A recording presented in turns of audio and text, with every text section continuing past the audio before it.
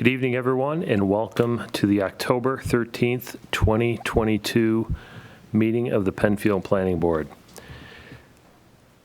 Lori, would you please call the roll? Hetzke. Hetzke here. Akin. Akin here. Kanauer. Kanauer here. Tydings. Tydings here. Sangster. Sangster here. Weissar. Weissar here. O'Connor. O'Connor here. Gray here. Okay, welcome everybody. And if you've never seen or been to one of our meetings before, we typically have a work session from 6:30 until 7, and then we begin our public hearing portion at 7 o'clock. If we get through the tabled items and the work session items prior to that, we'll start the public hearing immediately following that. So if it's before 7, then we'll do that. Otherwise, once it gets to be 7, we'll stop what we're doing work session-wise and begin the public hearing.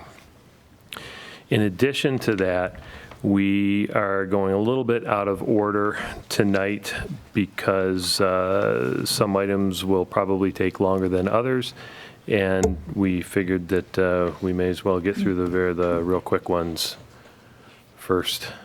So Doug, if you'd like to start through our tabled items, that'd be great. All right. Tabled application number 2, 1838 Penfield Road, Verizon Wireless. Jared and team was not available to come in tonight, so we can table this until the next meeting. Okay, somebody want to move to table? I'll move to table. We got a second? Tydings second. Hetzke. Hetzke, aye. Akin. Akin, aye. Kanauer. Recused. Tydings. Tydings aye. Okay. All right. Tabled application number 3, 2130 Fairport 9 Mile Point Road, Chick-fil-A. Chick-fil-A sent in a request on Friday to be tabled. They are still working on revisions and responses to town and board comments. Okay. Okay. I'll make a motion to table. I'll second. Hetzke. Hetzke, aye. Akin. Akin, aye. Kanauer. Kanauer, aye. Tydings. Tydings aye. All right, tabled application number 4, 2070 Empire Boulevard, RG&E Substation 55. Likewise, RG&E sent in a request to be tabled. They said they'll likely request to be tabled at our next meeting as well while they work on revisions and getting in a new revised site package to the board. Okay. Motion to table. I'll second. Hetzke. Hetzke, aye. Akin. Akin, aye. Kanauer. Kanauer, aye. Tydings. Tydings aye. All right, tabled application number 1, 1801 and 1787 Fairport 9 Mile Point Road, the Pathstone Mixed Use Development Project. All right. So we have developed a sketch letter based on the most recent submission from the applicant. And we have several different points. Peter, I don't know if you want to give a little summary of some of the things we've talked about, or? Sure. So I was working with AJ and Mr. Burton, who's not here tonight, to kind of put together a lot of the comments that have been voiced throughout the review of the project, and so I tried to capture some of those in this letter, and I know it was circulated, so the board members had a chance to see it, and I incorporated some additional comments. I think Mr. Kanauer made some comments about landscaping and site furnishings, and we included that in there. And so basically, throughout the process, it seems like the board's still concerned about making sure that the project is a mixed-use project. And even though it's an apartment complex, that it still has to comply with all the elements of mixed use. And so that's one of the things that we tried to capture in the letter. And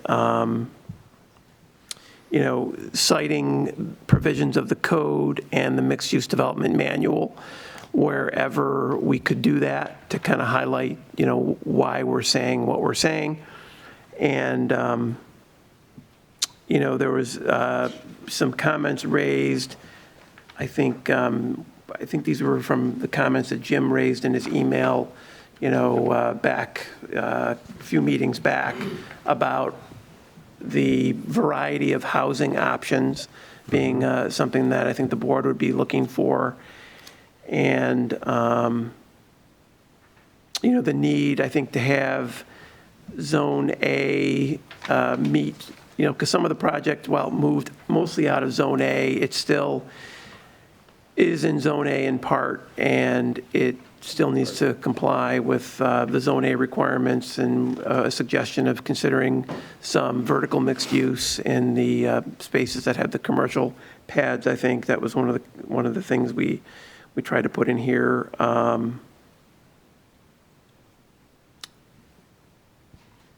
One of the things that Bob asked that we put in here is point 5 about the need, just kind of highlighting the need to include project landscaping and outdoor site furnishings at a level shown as the examples in the mixed-use manual, and kind of citing in the manual how important that is. And, I think kind of the overall gist of it is really, it's still got to be mixed use, right? Yeah. Even though it's moved to Zone B, it still has to meet those requirements, and that's the thing that, I tried to capture.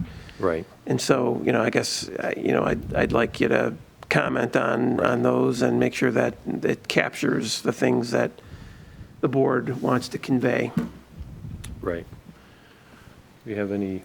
Sure, yeah. When I reviewed the draft, as Peter mentioned, one of the things in the manual that I thought was important in 516 and 517, talking about landscaping and outdoor site furnishings, specifically the hardscape on the project. I'd really like to see it at a level that really shows the character of a mixed-use development, whether it be maybe some walkways that are brick or stamped brick, something more than just a plain sidewalk. The beds maybe being elevated beds with some landscaping. And as is the case for any mixed-use development, you're going to have what's referred to as site furnishings, benches, bike racks. Lighting can be done in a manner that really, magnifies some of those features and makes it, very appealing. So I thought, that should really be captured as part of the letter. And, we did talk before that sketch 01 with that layout seemed to be the most desirable, and, I concur with that. Yeah. Yeah, option A. Yeah. Yeah, my only concern is the architectural design. I don't know if Chris Lopez has actually made it to those, Peter and his team yet. I think Yes. it'll go with the Yes. letter. We did send off Chris Lopez's Okay. comments Okay. to the applicant. So they'll get a chance to respond. So as long as we don't have to make any, assuming that it'll stay, won't make any changes to it, that I'm sure Peter will address that. But that was my only concern, because I think we discussed a lot at the last meeting that we all covered pretty well. So I think that's all I got right I think if Go ahead. to dovetail on that a little bit, I think, as I recall, Chris Lopez may have reoriented one of the buildings to make it be more of in his plan, Like a street. to kind of have a streetscape feeling, a village feel. So I don't know if you have any comments about that. Because that's a little bit different than their plan. It's still kind of an early, Right. I think maybe to let them address that in their, any future submittal that they do. So that's in the original one that Chris That Lopez. was in This- Chris's response to the most recent submission.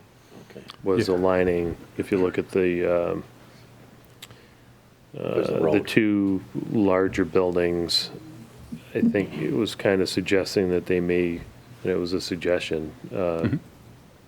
Maybe they're aligned parallel to each other so that it creates kind of a main street. Yeah, it orients the There you go. northernmost building to have its entrance, sort of the main facade of the building facing the primary road coming in off of Route 250, and provide sort of a facade on both the road that'll be heading north-south, as well as the main road and the pedestrian multi-use trail. Good, right. Okay, I'm good, thank you. Yeah, so in reviewing the letter, I do think it's important to consider that residential space above the proposed commercial and restaurant buildings, to give it more of an inclusive feel, because after all, the whole reason why this exists is to create a community, and I think that that has a better flow. It'll drive more traffic into these places as well. And in terms of actually being more deliberate in what is the non-residential space in the buildings and clarifying that, so it doesn't get lost. Right, okay. Okay, so we have this letter. I think it spells out a lot of these thoughts, and we should get it out to the applicant. Yeah. So I guess I'll move that we send the sketch letter. I'll second. Okay.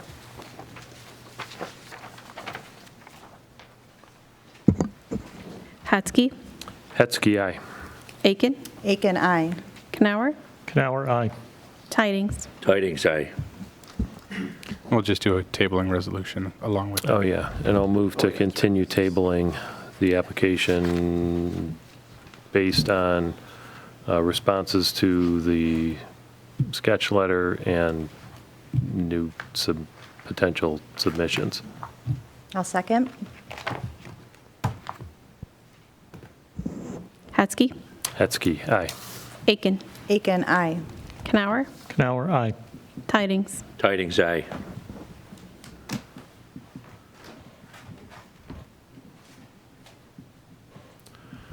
Okay. Do we want to go, we should have time to go through action items. Action items? You want to move into the action items? Yeah, why not? All right. First quick action item. The board's been provided with the 2023 planning board meeting dates. If you guys have no concerns or conflicts, we'd be looking to approve those. Yeah, typically second or fourth Thursday. Yeah, I don't think there's any, we didn't have to move any due to holidays this year. Okay. Somebody want to move to accept this meeting schedule? Tydings, I'll make the motion to approve. I'll second. Hetzke, Hetzke, aye. Aiken, Aiken, aye. Kanauer, Kanauer, aye. Tidings. Tydings, aye. Were you Okay. going to do the minutes? All right. What's that? Minutes, were you going to do minutes? Oh, yeah, we didn't do minutes, did we? Why did I blow through the minutes? Yeah. What's, okay, we have minutes from the last meeting. Sorry. Why don't we, hopefully, everybody's had an opportunity to take a look at them.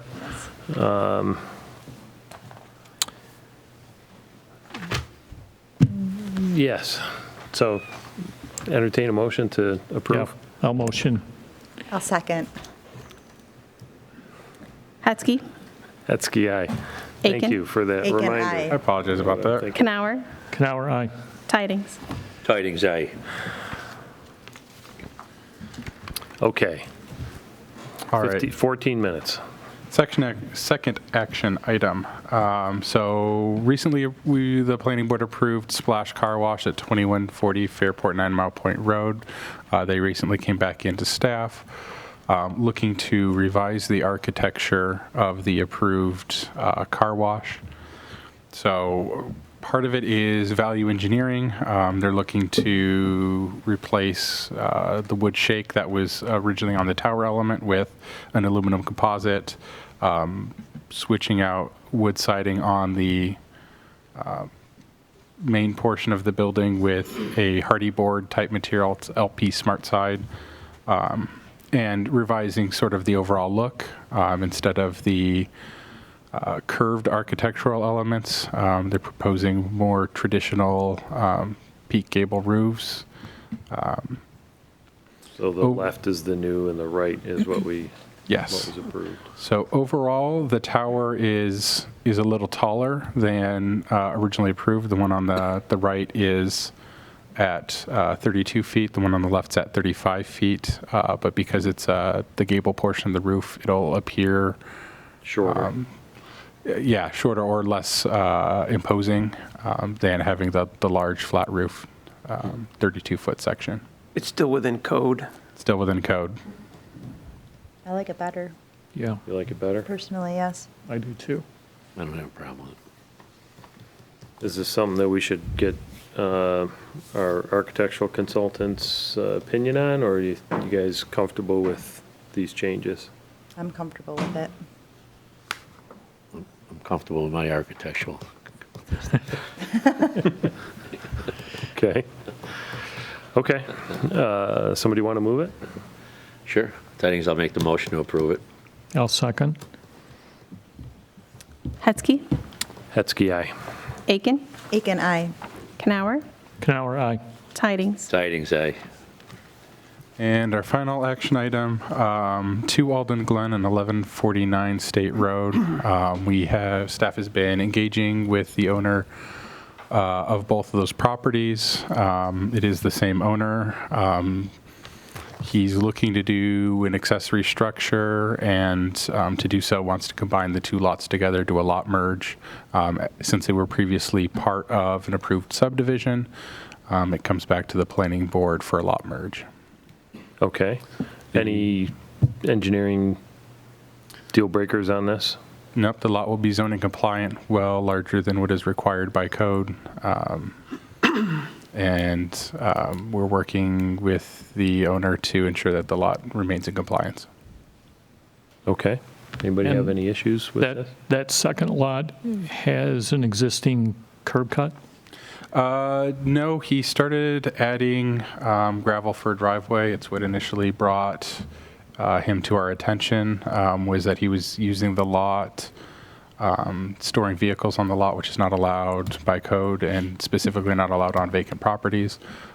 So it's what started the conversation with him. So Okay. what he's eventually going to do is, his plan is to build a accessory structure on the site to store his additional vehicles, Okay. which is only allowed on a lot which has a primary structure, hence the lot merge. So there will be, He's, well, it looks like it's already there, a Yes. second driveway. yes, yep, Okay. and we are working with him to get a site plan administratively and get him before the county DOT for a curb cut permit. Okay. Was that before us before, or zoning? No, the subdivision was done back in, like 1993, the Alden Glen subdivision. Doug, what size will the lot be after it's merged? A little over 3 acres. Okay. So do you know what size structure, accessory structure it can have in a? Ooh, it'll be limited to Yeah, in the 13, 15. When it's, our code is 1% of the property size, so if it's 131,554, it's 1,315 square feet, give or take. If you'd like to do a larger one, you'd have to go before the Zoning Board of Appeals Okay. for an area variance. All right. Any other comments on this? Anybody have an issue with it? No. Bob? No, You good? Terry? I do not. No, I just wish Okay. I could remember what I heard about the structure or something before, but I can't remember. Okay, I'm good. Somebody want to move to approve it? I'll move to approve. I'll second. Hetzke, Hetzke, aye. Aiken, Aiken, aye. Kanauer, Kanauer, aye. Tydings. Tydings, aye. Okay. Takes care of all our work session items. We don't have anything else, do we, Doug? Nope, that's all I had for you guys for work session items. All right. We will then move into the public hearing portion of our meeting, and we will begin the meeting with a Pledge of Allegiance. I pledge allegiance to the flag of the United States of America and to the republic for which it stands, one nation, under God, indivisible, with liberty and justice for all. Okay, thanks again, everyone, for coming this evening. The way we conduct these public hearings is the applicant will present their project. They'll come up to one of the two tables here and present to the board their project idea. You should be able to see the plans on the screens around the room, around the auditorium. If you are watching with the millions of folks around the planet who watch our meetings every 2 weeks, you can also comment via either email by going to penfield.org and submitting an electronic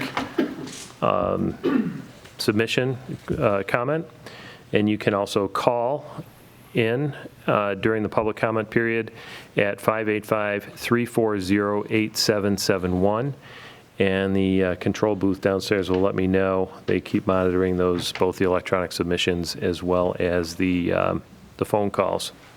And then if you're here in the auditorium and you'd wish to comment, there's a couple ways that you can let us know that you'd like to speak. The first way is in that blue basket over by the door are slips of paper. They're in the blue basket, right? I shouldn't say that and it not be true. That would not be the right thing. But you can fill out your name and in which application you'd like to speak to, and then hand them to Lori, and she'll pass them along to me. And then when the public comment portion of the meeting comes about, I will call your name. If you don't want to do that, and just in the moment, or if you are planning on speaking, you raise your hand and I'll call on you as I see you. So when that happens, the applicant will probably be at one of the two tables. Come to the other table, and you heard downstairs that they want us all to speak into the microphones. That is so that people out in the audience can hear, as well as people watching either on TV or online. And so also for the record. So please state your name and address for the record. And keep your, if you could, keep your comments, concise and not necessarily the same as what other people have already said. So with that, Doug, would you please read the first application? And we're going to go out of order. We're going to go 2, 3, 1 tonight. Yes. So we'll be starting with the second application.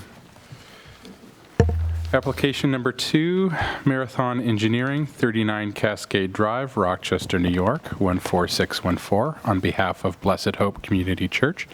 Requests under Chapter 250, Article 12-12.2 and Article 13-13.2 of the Code of the Town of Penfield for preliminary and final site plan approval and conditional permit approval for the construction of a 4,050 square foot building with associated site improvements on 2.54 acres located at 1280 Creek Street, Webster, New York, 14580.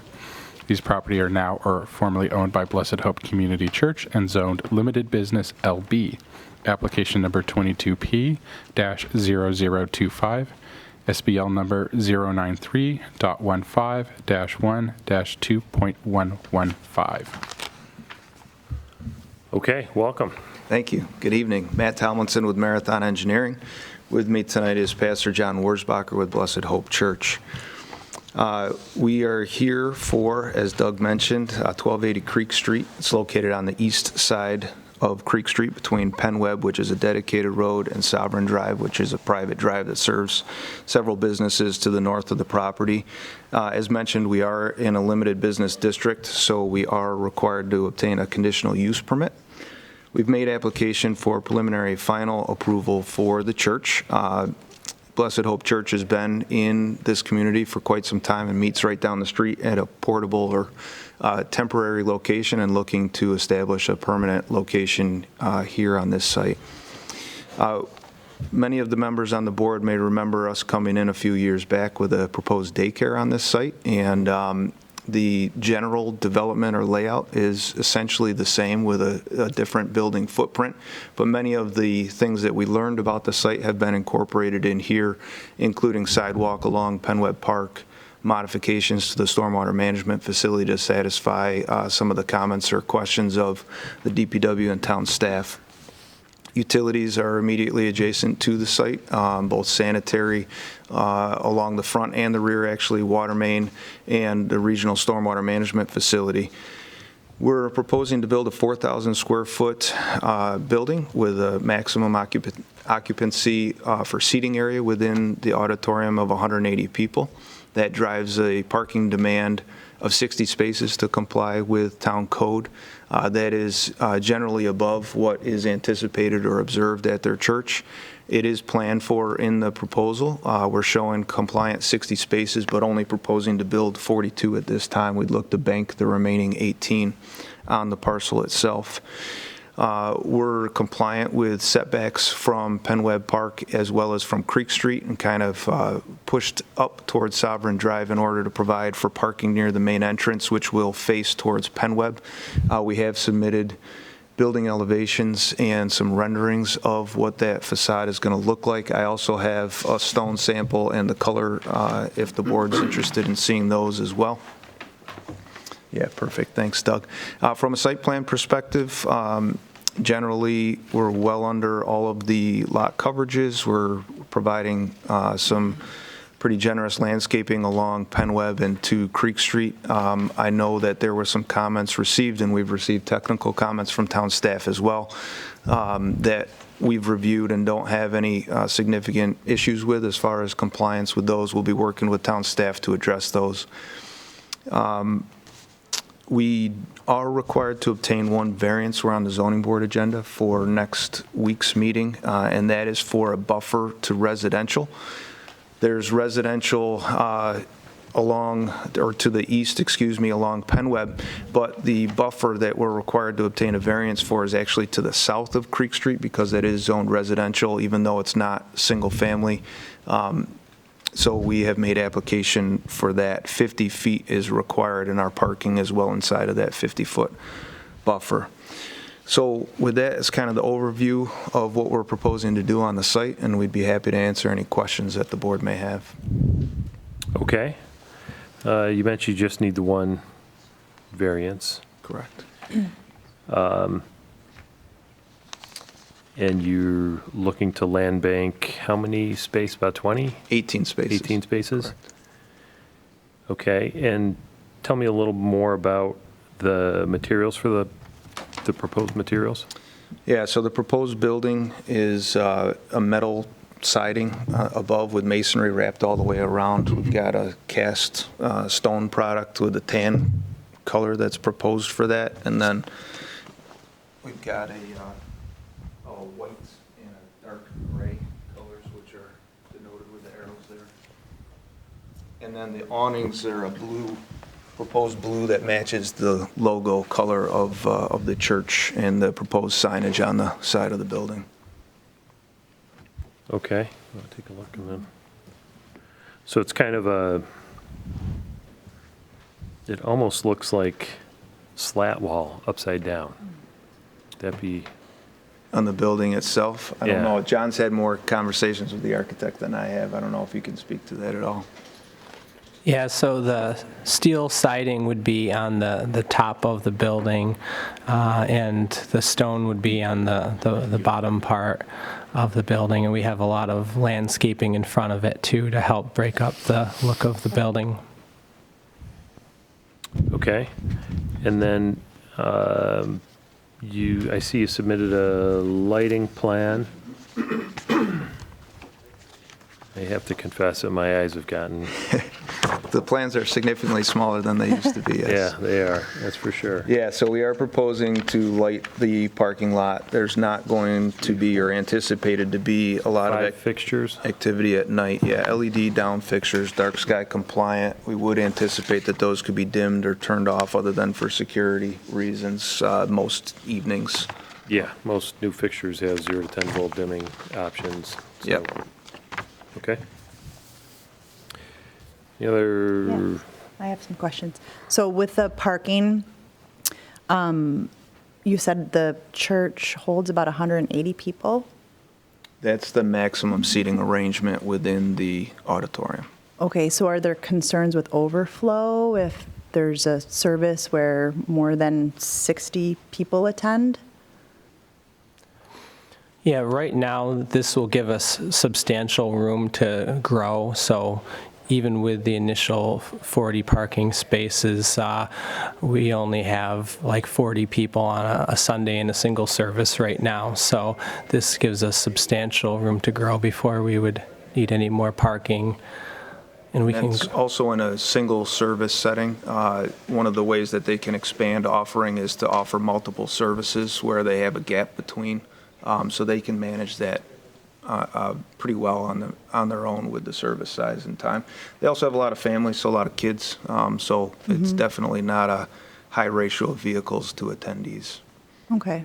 Just in case there was an event or Yeah. something that there would lead to a need to park on the road, or, I mean, is there a plan in place for that just in the event? I mean, I'm not saying that, we could look into perhaps partnering with neighboring businesses. There's a lot of businesses nearby that have substantial parking.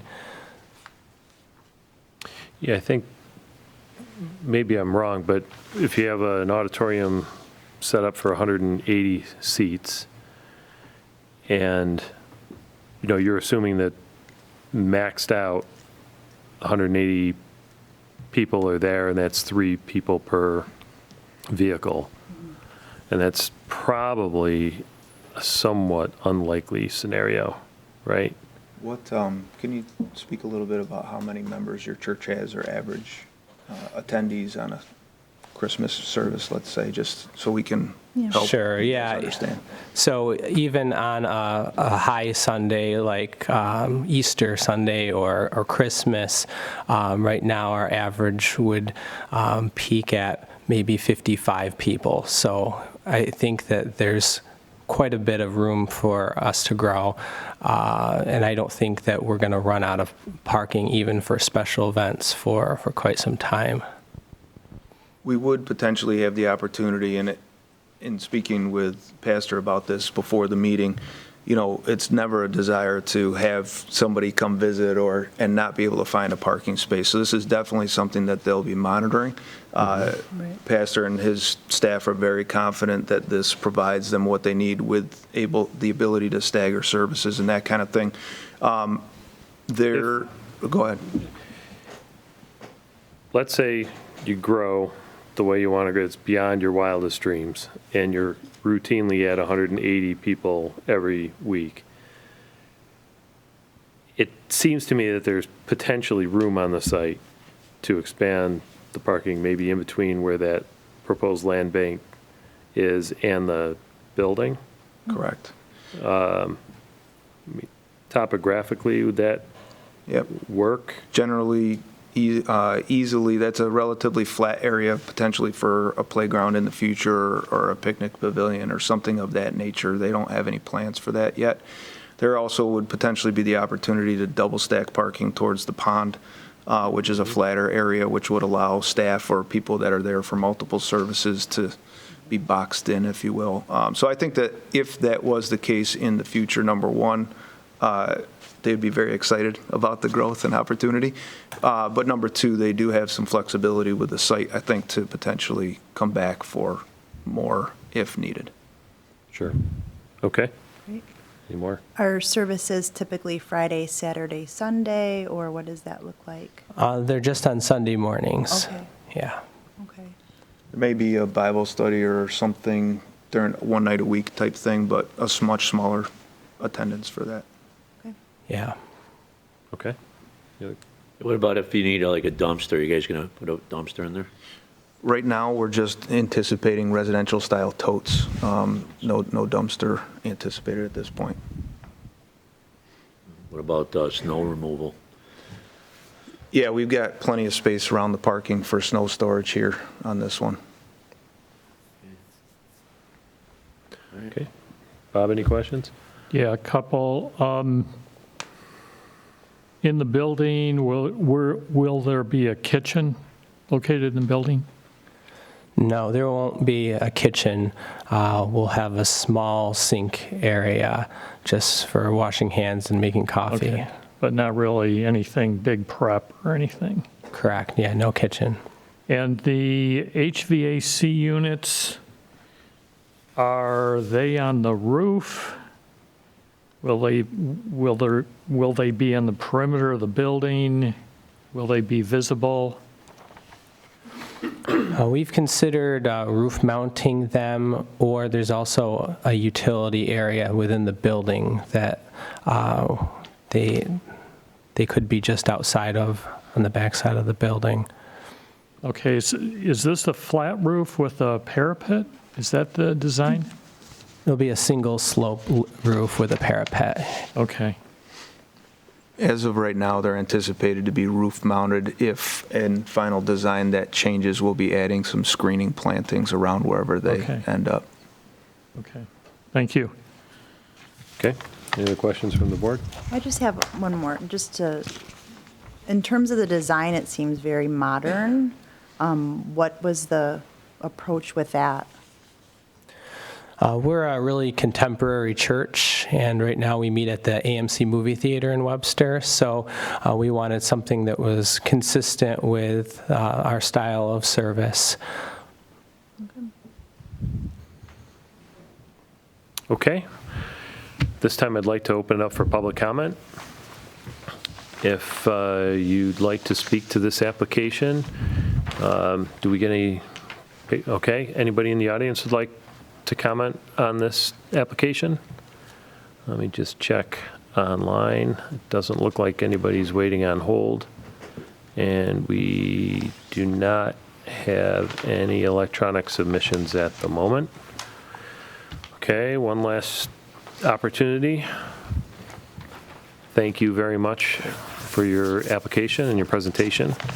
And we will we'll be tabling this tonight and talking about it probably further at our work session in 2 weeks. Great, thank you. All right, Thank you. Thanks. Thank you.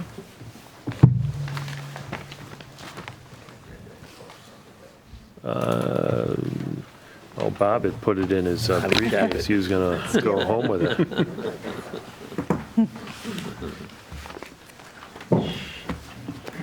All right. Okay.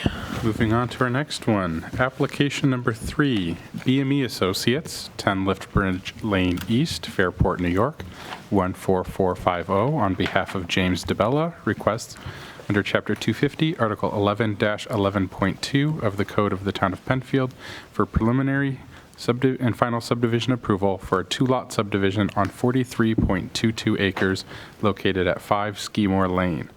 The property is now or formerly owned by James DeBella and zoned rural residential RR1, application number 22P-0026, SBL 140.02-1-2.1.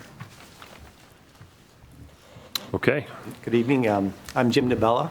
I'll be doing the presentation tonight. I am the property owner of the land under discussion. The property is located on the north side of Route 441, just across from Fellows Road. Tonight, we're seeking a final approval for a 2-lot subdivision. Like Doug had mentioned, we've been working with BME Associates in preparing the plat map. And as we move forward, we'll be continuing to work with them as we start site planning. At this time, we've just We're just going for the subdivision, mainly due to scheduling, just getting on someone's calendar to do the rest of the work, so kind of taking a serial approach. The property is currently Lot 2 of the Rudy DeBella subdivision. We created this back in, I think it was 1998, so 24 years ago.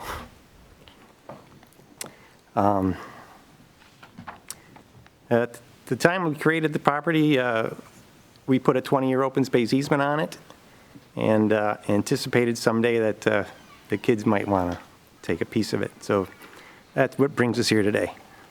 The land itself is gently sloping with a large shared man-made pond. The western 20 acres of the property contains the New York State DEC wetlands. That was pretty well defined when we did our original development. There's also a federal wetland on a neighboring property to the east of us.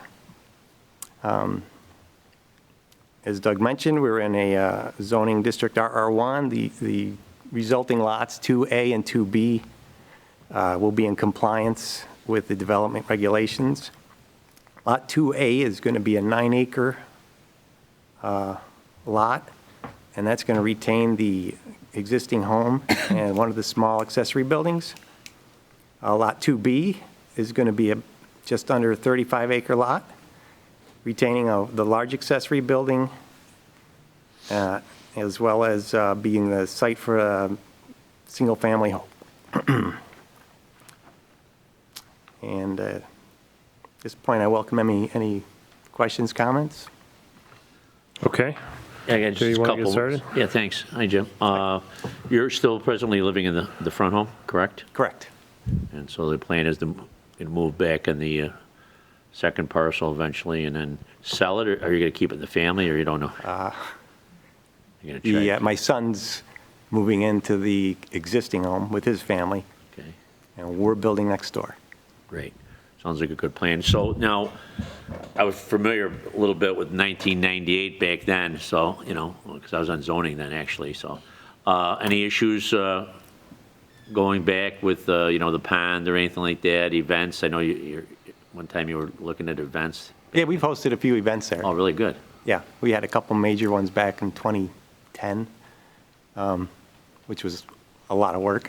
Yeah. So now we've toned it back a bit, but we still do host them. So you still use the water back there? We still, area? yeah. I think our biggest challenge is, people coming out fishing that haven't been invited. Oh, really? Okay. Other than that, there are not going to be major changes to subdivide it right now and then put the house back in there someplace on the 35 acres then? The house is going to go on right next door to the existing home. There's about 2 acres of cleared grass that we've been maintaining. And that project's going to start as soon as we get approval on the subdivision. We're going to. And all the resolutions from 98, they're going to still stay in place? Correct. So you're aware of that? There's not going to be any changes to that? No jet skis, yeah. No. Right. I tried to get over there today, but it was raining so hard. I didn't know if I could, check it out, but, okay. That's all I got for you. Nice seeing you. Okay. Jim, so the proposed home would be on Lot 2B, right? Right. And there's an existing metal storage structure or There's an building? existing barn. So It's going to be on that parcel. would you have the driveway come in north of that or south of that and then wrap around and the house would go, let's say, The driveway waterfront, would, essentially? The driveway would come in along the property line that's between the existing home and the large barn. Okay, We've been driving there for 20 years, and that's an ideal spot. It's going to go straight across, follow that property line, go through a tree line where there's a drainage area, and then it'll open up into that field. okay. Okay. Any other questions? My question. Oh, I took your question. You want me to take it back and you can ask it anyway? No. Any lighting, poles, anything that would be disturbing to the neighbors that you anticipate? No. Where is the next closest neighbor? I'm trying to, So our house would be the closest. The next one would be towards 441, as you can see on the map. He's probably 600 feet away. will you need to cut down any trees or do anything like that? All we're taking out are the ash trees that are dying off. Okay. So, but that field's already opened. It's been mowed since we've owned it, so it's Ready. ready to go. Thank you. Okay. Bob, any questions? Nope, no questions. Okay, I'd like to open this up to the audience for any comment. If anyone would like to speak to this application, please raise your hand. We don't have any paper slips. Let me see if we have anybody on the phone or submitting electronically. Doesn't seem so. Just to remind you folks at home, the phone number here is 340-8771. Yes, ma'am, come on up. Grab a chair and give us your name and address, and love to hear your comments. Good evening. Mel Callan, 1410 Harris Road in Webster, New York, town of Penfield. Just a quick question. It's two houses. Well, you have one, and this is to build another one? That's my Yes. question. And it's on 40, you have 43 acres? Yes, Okay. Is there a plan for the rest of the acreage eventually? 20 acres of that is swamp. It's wetlands, so we can't do any work on that. And the location of the pond kind of eliminates the ability to develop anymore. Okay. That's all. Thank you. Okay, thank you. Anybody else like to comment on this? Okay. Thank you. Nice presentation. And we will move on to application number 1, now 3. All right, application number 1, Costitch Engineers, 217 Lake Avenue, Rochester, New York, 14608. On behalf of Atlantic 250 LLC, requests under Chapter 250, Article 12-12.2 of the Code of the Town of Penfield for final site plan approval for the remaining phases of a mixed-use development project, including townhomes, apartments, a community center, commercial retail, and office spaces with associated site improvements on 98.67 acres located at 1600, 1611, 1615, 1643, and 1657 Fairport 9 Mile Pint Road, 1255 Penfield Center Road, and 3278 Atlantic Avenue. The properties are now or formerly owned by Atlantic 250 LLC and zoned mixed-use district MUD.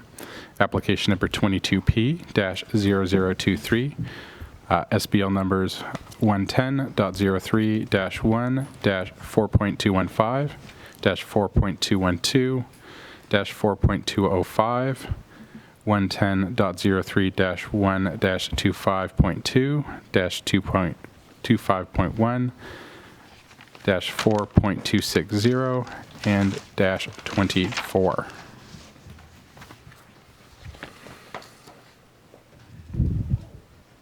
Okay. Who's going to start? I'll start. Okay. Good evening, Mr. Chairman, members of the board. Ralph Tucci, Atlantic 250 LLC. We're here this evening to update the board with the Phase 2 portion of our project that received preliminary approval for site plan and subdivision when we received final approval for Phase 1. And Phase 2 is the remainder of the 73-acre site on the west side of Route 250. The only modifications I think that the board will see to this layout this evening from what we originally submitted as part of our preliminary is the addition of a maintenance building along the west property line, which would service this site. The east site will also have a maintenance building to service that site as well. This particular maintenance building does fall within a required 100-foot buffer for the mixed-use district because the adjoining property is not part of the mixed-use district.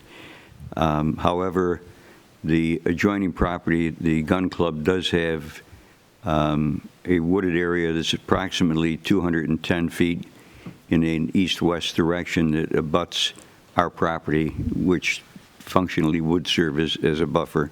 And they utilize that area as a buffer for their activities. We do have some aerial photos that will give the board a picture of what that looks like on their property as it relates to ours. But it's a pretty significant buffer to begin with. So we'd be looking for some direction on what manner of relief we would need to have the ability to put the maintenance building in that location.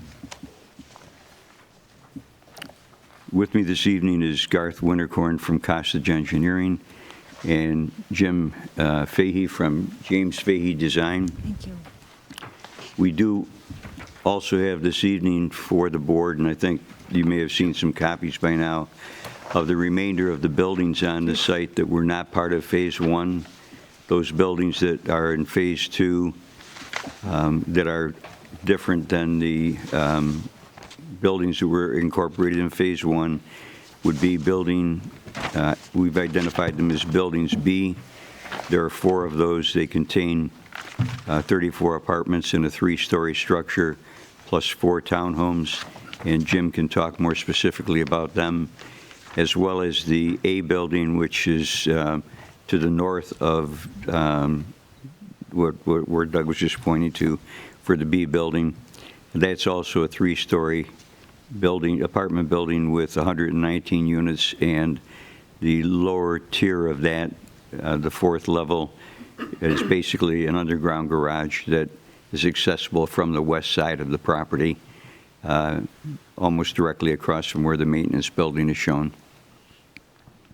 We do have all of the comments from the PRC that have been reviewed, and I'll turn it over to Garth to talk about our responses to those and any other engineering issues that we've been made aware of. Good evening, Garth Winterkorn from Costage Engineering. We're the civil engineers for the project. We did receive the PRC comments from town staff and engineering, and have marked up the plans. We didn't submit them because we wanted you guys just to see, the plans that were submitted as part of the application to you guys. We don't have any issues with any of the comments. We went over them, and we're going to look to turn around the plans with response letters to all the comments very shortly. Okay. Thank you. I would point out that since our last visit with the board, when we did our preliminary final on Phase 1, we have coordinated with the building department and 911 and have identified and have received approval on all of the street names for the development on both the west and the east sites. So the building department will be the agent that will assign the actual addresses and do the coordination with the U.S. Postal Service for those. Okay. Do you want questions throughout this, or do you want to get through your presentation and then? Well, we might want to Answer. take a moment and let Jim just show the architectural character of those buildings. Good evening, Jim Fahey from Fahey Design Associates. As I think Ralph started the summary of what will be what we're now calling Site 2, Phase 1, which was at one time called our Phase 2. But our Site 2, or Phase 2, is going to be a continuation of the same low-rise residential units that we are building in Phase 1 that we've reviewed at length with the board. There'll be a mixture of single-family units, both ranch and 2-story, along with 2, 3, and 4-unit townhouses that will include ranch and 2-story units. The architectural detailing colors will follow the exact same format that we have presented to you and was approved for Phase 1. In addition to that, we will be building 7 new additional vertical mixed-use buildings We had 8 that we had reviewed with the town and presented architecture on. We will be following that exact same format. Building geometries will be slightly different. We haven't gotten into the actual hardline drawings of those buildings yet, but they will, from an exterior aesthetic standpoint, will have the same detailing, materials, and feel that we have presented to the board for the first 8 vertical mixed-use buildings. New to the community will be 2 different types of high-density apartment buildings. As Ralph had mentioned, our Type A building, which is up on the screen right now, is basically a complete donut design where it has a central courtyard. It has 119 units in 3 stories of wood-framed apartment construction over a below-grade masonry podium garage that will have 132 parking spaces, in addition to a main receiving trash room, bike storage, pet spa area, a few other amenities that we'll have, and we're still finalizing those, but the ones that I've just named right now are hard, fast in the design as of today. The trash room that's in that lower parking area will go up all 3 floors, so tenants on all 3 floors of the building will have a large trash room with a trash chute that will go down to this lower receiving area with a compactor that will be picked up either weekly or biweekly for trash. So a very nice amenity for the tenants. The breakdown in the building, there's 69 of the 119 units will be 2-bedroom, 2-bath units. They'll range in size from just under 1,000 square feet to about 1,150 square feet. There'll be 50 1-bedroom, 1-bath units in the building that they're all very similar in size, around the 720 to 730 square foot range. Amenities, other amenities that we're providing in the building, there's a large lounge area on the main floor that opens up to this central courtyard. In the courtyard off the main floor, there will be a swimming pool, outdoor gazebo, veranda areas, seating, probably some grilling areas. We haven't gotten into that yet, but it's going to be a really nice, entertaining area for the residents. On the second and third floors, there'll be a lounge area also on the second floor. That space, we've recently decided we're going to dedicate that to a small fitness room. So in the building itself, there'll be a small area where people will be able to get to some free weights and exercise bike and maybe, some other fitness equipment. There'll be a mail package area on the main floor, so all the residents will receive their mail in the building, and possibly even arranging for FedEx and UPS packages to be delivered to a package room. I had mentioned the pet grooming area down in the lower garage, bike storage. Let me see what else is there going on here. I think that's pretty much it right now, what we're proposing. So it's a self-contained, the building's got a lot in it. I think it's going to be in high demand with all the amenities that we're providing for the tenants. It has a very classic architectural style. The exterior materials will be a lot of masonry, brick. As you're looking at the front, that's the basic template that we're going to follow, which it's a mixture of brick and probably a manufactured limestone look. We're probably going to use like an Eris craft stone or something that has that limestone feel, but it will be a hard masonry. And we're going to carry that around to the sides and the rear. We're looking at possibly introducing some siding towards the west side of the building, which is really, the development pretty much ends there. It's more of a service road that faces back to the gun club and the maintenance area. So we're exploring that right now, but to be straight open and honest with the board of where we're going as we're exploring that, because we're putting so much masonry on this building. We're looking at the economics of that right now. So that's the east elevation? That Yes, is the it is. east elevation, yes. The other building type that, as Ralph mentioned, there'll be 4 of those. There's one A building in the Phase 1 construction. There'll be 4 of the Type B buildings. That's a much smaller building. It includes 34 apartment units and 4 townhouses. It's built in kind of a U-shaped fashion, where the townhouses are to the back of the building and 3 sides will be apartment units. It does have a covered at-grade parking garage that will include 34 bay garage. The apartment breakdown in this, of the 34 apartments, 24 one-bedroom, one-bath, between 780 and 930 square feet, and 10 two-bedroom, two-bath units, 1120 to 1150 square feet in size. The 4 attached townhomes on the back of the building are 2 stories and in the 1460 to 1480 square foot range, 3-bedroom, 2-bath units with attached 2-car garages. So it's an interesting building. I think as we're going around, you're looking at the rear of the building there, where you can see the 4 townhouse units.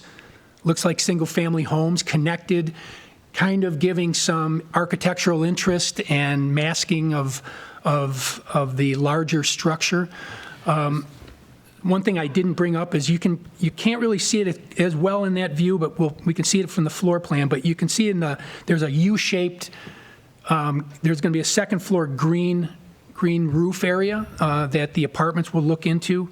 So as you see those 2 center garages and the building U's around in there, that will be a green roof on the second floor. Doug, there you go. Just behind that tree in that view. So the green roof Is right in is there. kind of on the back side of those townhomes? So you see that masonry back there? Yeah. That's actually the covering of the back of the garage area, and those are vents to provide venting to the garage. Right above that, with the balustrade, is a green roof. So it'll be like a lawn. Be a lawn, right, outdoor. Right. Accessible from the second floor units that wrap it on 3 sides. Only accessible from the units, or is there common There's also access? a second floor gathering space. There'll be there's hallways that lead to it and a gathering space that leads to it. So you will be able to get to it from the common areas. Any internal access from the townhomes into the rest of the building? No. No, they're completely separate. So I guess it sort of begs a question. And I might be going against the grain of do the presentation and then ask questions, but No, go ahead. I don't want to forget. Why have them in that fashion? What was the idea and the concept behind that versus have them I think completely autonomous, so to speak, or separate? Yeah. The entire concept for the development itself, in terms of the public realm of Route 250 and Atlantic Avenue, has been to have the smaller scale buildings facing the public realm as much as possible.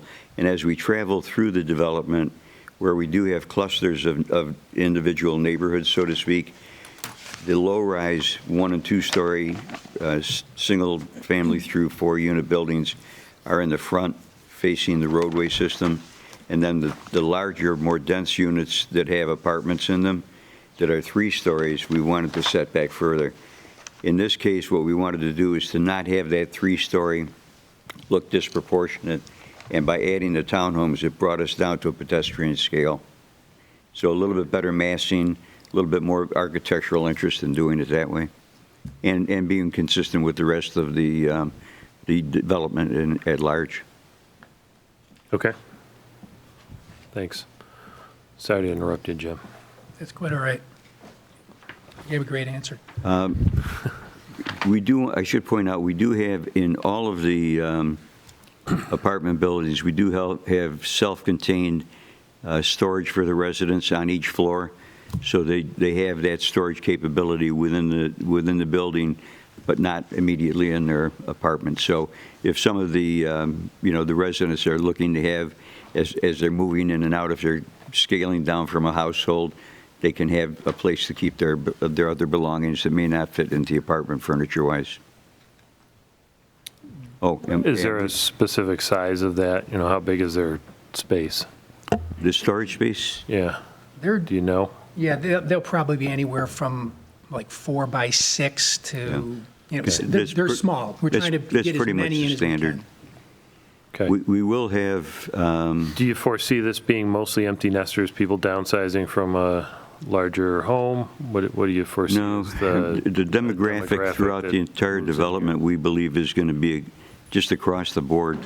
The interest that we've seen in terms of age groups and so on, and lifestyle circumstances and whatnot, we're going to see a multi-generational occupancy throughout the entire development.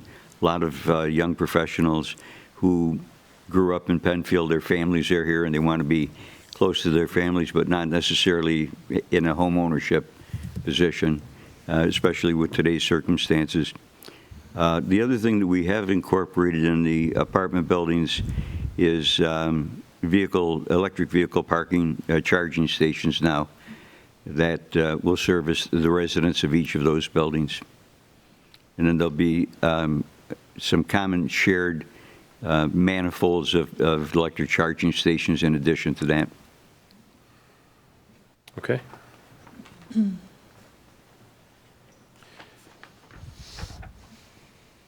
So as Jim mentioned, throughout the west side and the east side, our intent is that the architecture and the materials of these buildings that you've seen previously will be consistent throughout both of the sites. Mike, you don't have access to the original architectural submissions of the duplexes and some of the buildings.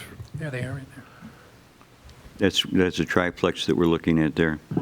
Yeah, just to give the three-unit building. people that are here that may not have seen those.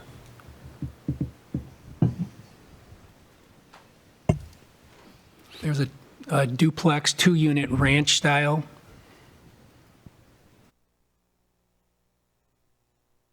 And what I think is unique, and I think I spoke to this in earlier meetings, but the level of detail that you're seeing on the front of these buildings, on the roadside, is carried around all 4 sides of the building. And that's not a common thing that you see. So you're looking at side elevations. There's the rear of the building, but you can see the same effort on trim and detailing was put around all 4 sides of the building. So no matter where you are viewing these in the community, it has that finished look. So, Mike, do you have the one that's got the single-family ranch and 2-story side-by-side? I think we have one of those as well. Because we do have a number of single-family freestanding throughout the project as well. There you go. So that's a single family on the right, the ranch? they're both single So family. that would be a typical 2-story single-family Right. unit and a typical ranch. And all of these are loaded from the backside of the boulevard. So it has that traditional neighborhood development feel as you drive through the community. And our townhouses truly are just taking our single-family residences and putting them together as individual units. So it's kind of a unique way to look at a townhouse. Instead of a homogeneous 3 or 4 unit building, it looks like 3 or 4 separate individual homes brought together as a group. So I think there's going to be a tremendous amount of elevation change and geometry and aesthetics as you drive through the community. That's pretty unique. You just don't see that all the time. And Jim makes a good point. One of the things that we've been striving to do as well is to have a variety of building materials, exterior building materials. So not every two-unit building is going to have the same siding, the same brick, the same stone. We'll be altering it on a per building basis.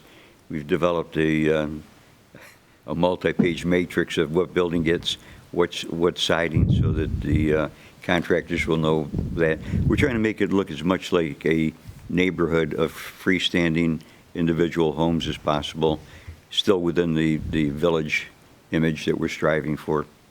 And we probably should touch base then with the vertical mixed-use building renderings as well, for people in the audience who might not have seen these or at home. So in Phase 1, the first 8 buildings, they're built in groups of 2. So there'll be 4 groupings, 8 total buildings, but it will be 4 groupings that will be connected by an exterior covered walkway. So if you're in a shop on Building 1 and you want to go over and shop in Building 2, you can get undercover over to that without going. You're out in the weather. It's not fully enclosed, but it's covered on top. So rainy day or even a snowy day, you're on a covered walkway between shopping areas. The entrances to the apartment units above are away from the main entrances to the shopping areas. They're pushed to the sides. They're not in the general area that you will have people that are coming to visit a ground level shop, whether it be a restaurant or an office for someone. The entrances to the apartments above are away from that area. One other thing we did add, I may have mentioned it, I may have not, is that we did add another dumpster enclosure in the area of the vertical mixed-use buildings of Phase 1.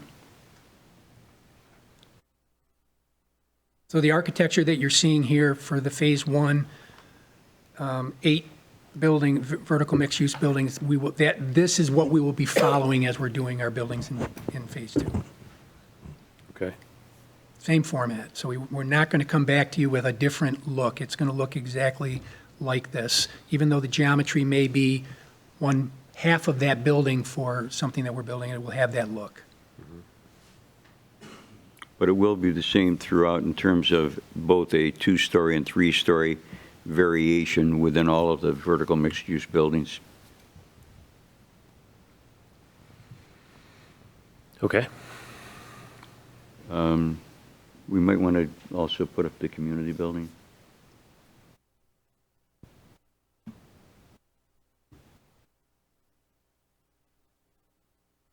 Jim, you want to talk about the bi-level Sure. So aspect of it? So we're looking at the entrance to the community center. It's on 2 floors. It's around 7,000 square feet on each floor. There's a walkout lower level that will be fully finished. So as we go around, you can see it there. That's the pool side of the building, the rear of the building.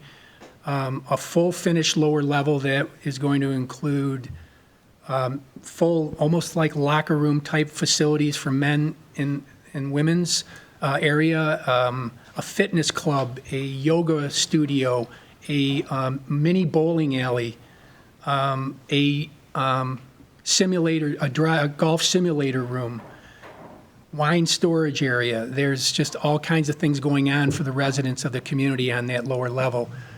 The main level will have more of a club room, a banquet style room, full commercial style cooking kitchen, a leasing area, library, quiet space.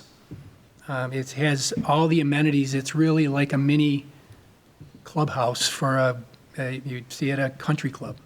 So it's really, I'm excited to see this thing go up. It's, I've never worked on a building, a community center for a multifamily community quite like this at this level. And equally as much as what you're really not even seeing here is how the amenities have been expanded outside of the building with the swimming area and outside grilling and gathering spaces. It's really just a unique magnet to and central area for this whole community. A lot of outdoor space also. You can see the porches. The first level will have a large covered veranda, open air veranda, and also on the lower level, the ability to open doors and go from inside to out to live on both floors. In the summertime, when you want to be outside, you can move your entertaining both inside to out. Okay. What am I missing, Ralph? Anything? I don't think you missed anything, Jim. Both the upper level and the lower level of the community building overlook the largest green open space that we have. I don't know if we have any of the colored rendered site plans on the computer to show that. I think, Garth, that open space is 5 or 6 acres. It was over, I think it was, 4.5 acres roughly. Outside the community center? Yes.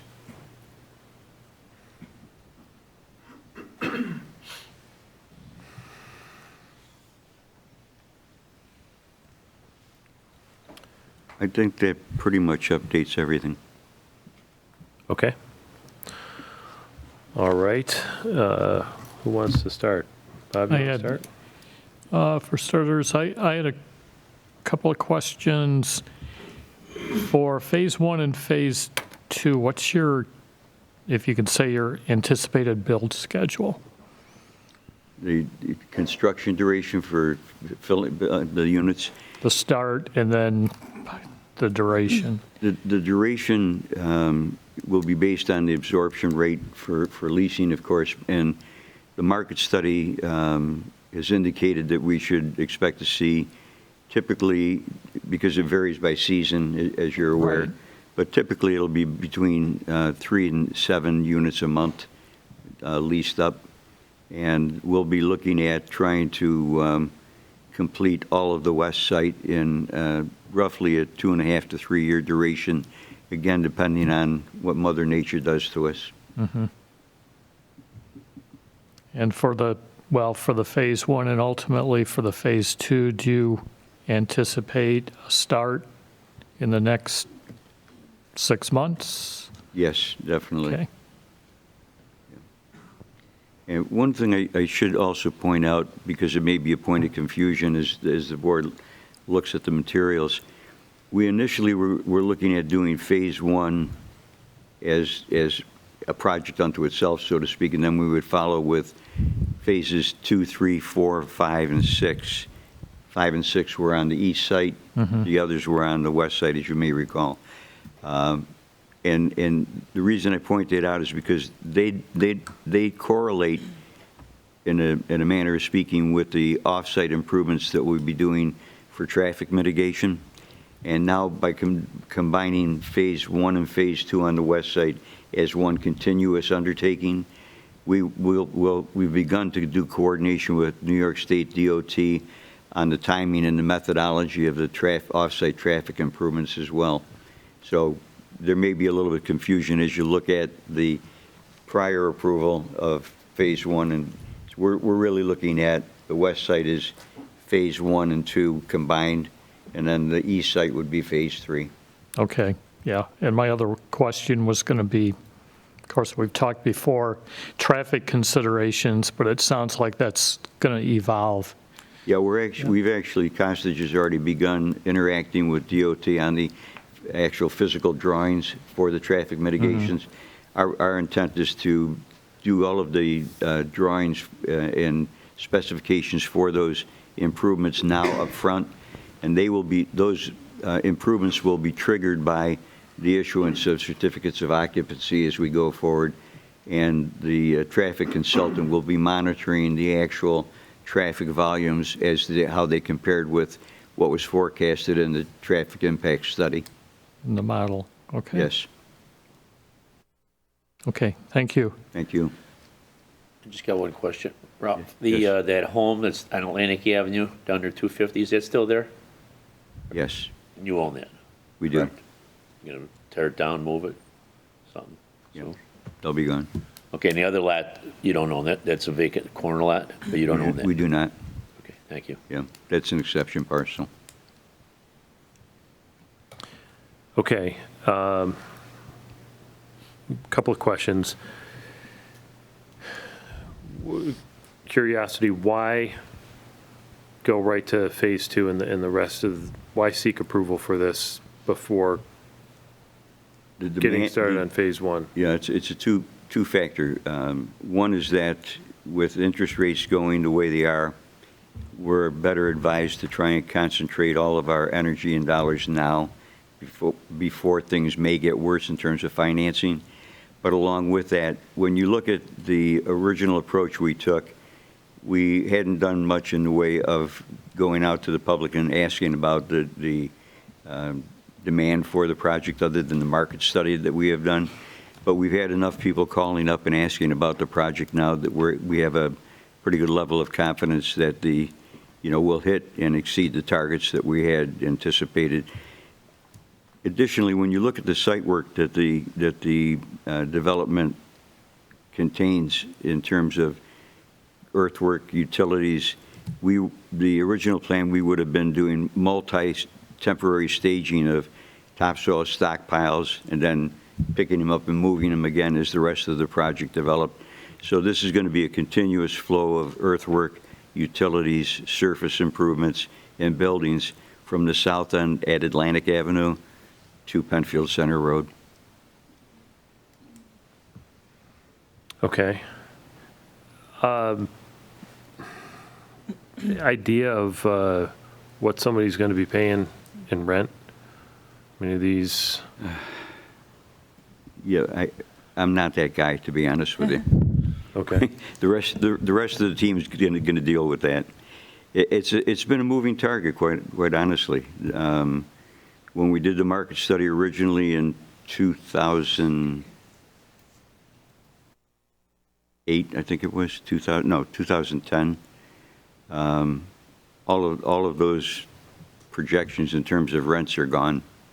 Well, it seems to me, I mean, the size that you're making the apartments 1,150 square feet, that's not a small apartment. Right. Right?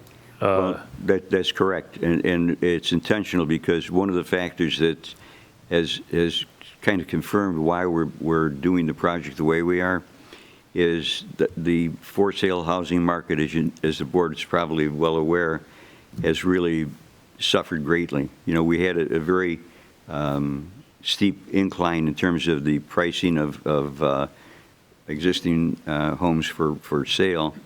And that's slowed down quite a bit. Our housing inventory is down. And with that, a lot of the experiences that people had coming through COVID has increased the demand for people that want to work at home. So we want the apartments and the townhouses both to provide enough of a variety in size that folks who want to work at home can have adequate space to do so. If they're not going to, return to an office or conduct business there. Yeah, and the amenities also, to me, are speak to that they're not exactly cheap to rent. Correct. Well, the original theme behind the mixed-use district at large, and this project in particular with regard to the multimodal trail, the village concept, the extent of vertical mixed-use non-residential space, and the site amenities at large in terms of open space and whatnot, the buffering, the linear parks, all of those really contribute to a lifestyle that we think is going to have the site itself be an amenity in addition to the building-specific amenities. Okay. I have a couple questions. The maintenance building, do you consider any alternate locations versus where that's being proposed? We did. And frankly, we couldn't find one that would be a location that would be less intrusive for our residents. as you can imagine, when the maintenance staff shows up, it's pretty early in the morning, and they have snow plows to deal with, et cetera. So we tried to find a location where it would be not in the public realm at Atlantic Avenue or 250 or Penfield Center Road visually. And along with that, the buffering that we already have with the woods along the gun club area seemed an appropriate location. It also is in close proximity to the pump station, which shows just to the right on the screen of the vertical dotted line, so that our maintenance personnel can be available to deal with that if need be. Okay.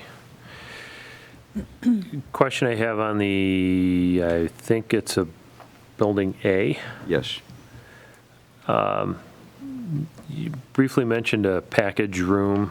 You know, I see in my neighborhood Amazon trucks seemingly every 10 minutes they're Right. delivering something to somebody. Yeah. I can't imagine that folks living in apartments are going to be any less than that, possibly more than that. So do you have a plan for where they would drop off packages? We do. Does each person have a locker or like a post office box type thing, or what's the Well, I'll let Jim talk what's the about that. plan for that? We have a large package delivery room at the community center now that we're developing. And then we're going to move those also into the individual apartment buildings as a secondary, and may end up actually being the primary drop-off point for the residents of the apartments. And then those that may be in other vertical mixed-use apartment units may go to the community center for their package delivery. But you can see on the screen, we have a mail area that was originally designed. That mail area is much larger than is necessary for all of the mail and small packages for 119 units. So we're going to break that up. Probably at least half of that area will become a large package room. We're exploring either the automated package where you'll get a number that you go into that room, key fob in, you go right to your delivery box and get your package. Or we may end up doing a secured room with a camera in the room and people that will be notified that a package has been delivered, and they're essentially on an honor system, but being on video, entirely on Trust video. but verify kind of thing? Right, exactly. We're using that system on a number of apartment buildings across the state right now. It seems to be working well, but there is a real movement towards the automated package delivery that we're seeing that. We're starting to put those into the buildings. So we very well might have that here. Okay. And then you also mentioned bike storage. How many bikes? Like one for Grass each? I grabbed a spot in the lower in the parking area next to one of the stairwells, knowing that it may be something. I haven't at this point, AJ, even determined how Figured many out bikes can exactly. be in there. Okay. So we'll do our best to provide as many spots as we can.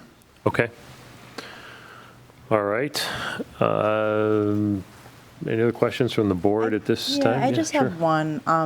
With regard to the community building, I'm not sure, you'll have to forgive me if this has already been answered, but is there going to be an additional fee associated with that building for residents, HOA fees or anything like that? No? It's- Okay. And the amenities for the overall development, what, open to only residents, general public on a subscription type or membership type basis? What's the plan for that? The board may recall that we went through a pretty comprehensive delineation to differentiate between public open space and tenant-related space. So all of those areas and they'll actually fall within the open space easement, will be for public use, the parks, the walk, the multimodal trail, the village center. You may recall that we rerouted the multimodal trail through what we would call the main street of the village in front of the first Phase 1, 8 vertical mixed-use buildings. And then the community building, the pavilion, the tennis, the paddle, pickleball. I always get tripped up on pickleball. Those will be for residents, and of course, any invited guests that residents have with them. Okay. Any other questions from the board at this time? Nope. All right, at this point, I'd like to open it up to the audience. We do have 4 submissions, 3 from one individual and 4 from one from another individual that have submitted electronically. And I have some slips of paper here. So I don't know if it's possible for you maybe to move next to Garth and Jim. No problem. And then we can have people who want to comment come up to this table here.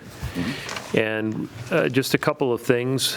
When I call your name, again, come on up, sit at either one of the microphones. They both should be on. Please give us your name and address. And then when you address your comments, address them to the board and not to the applicant.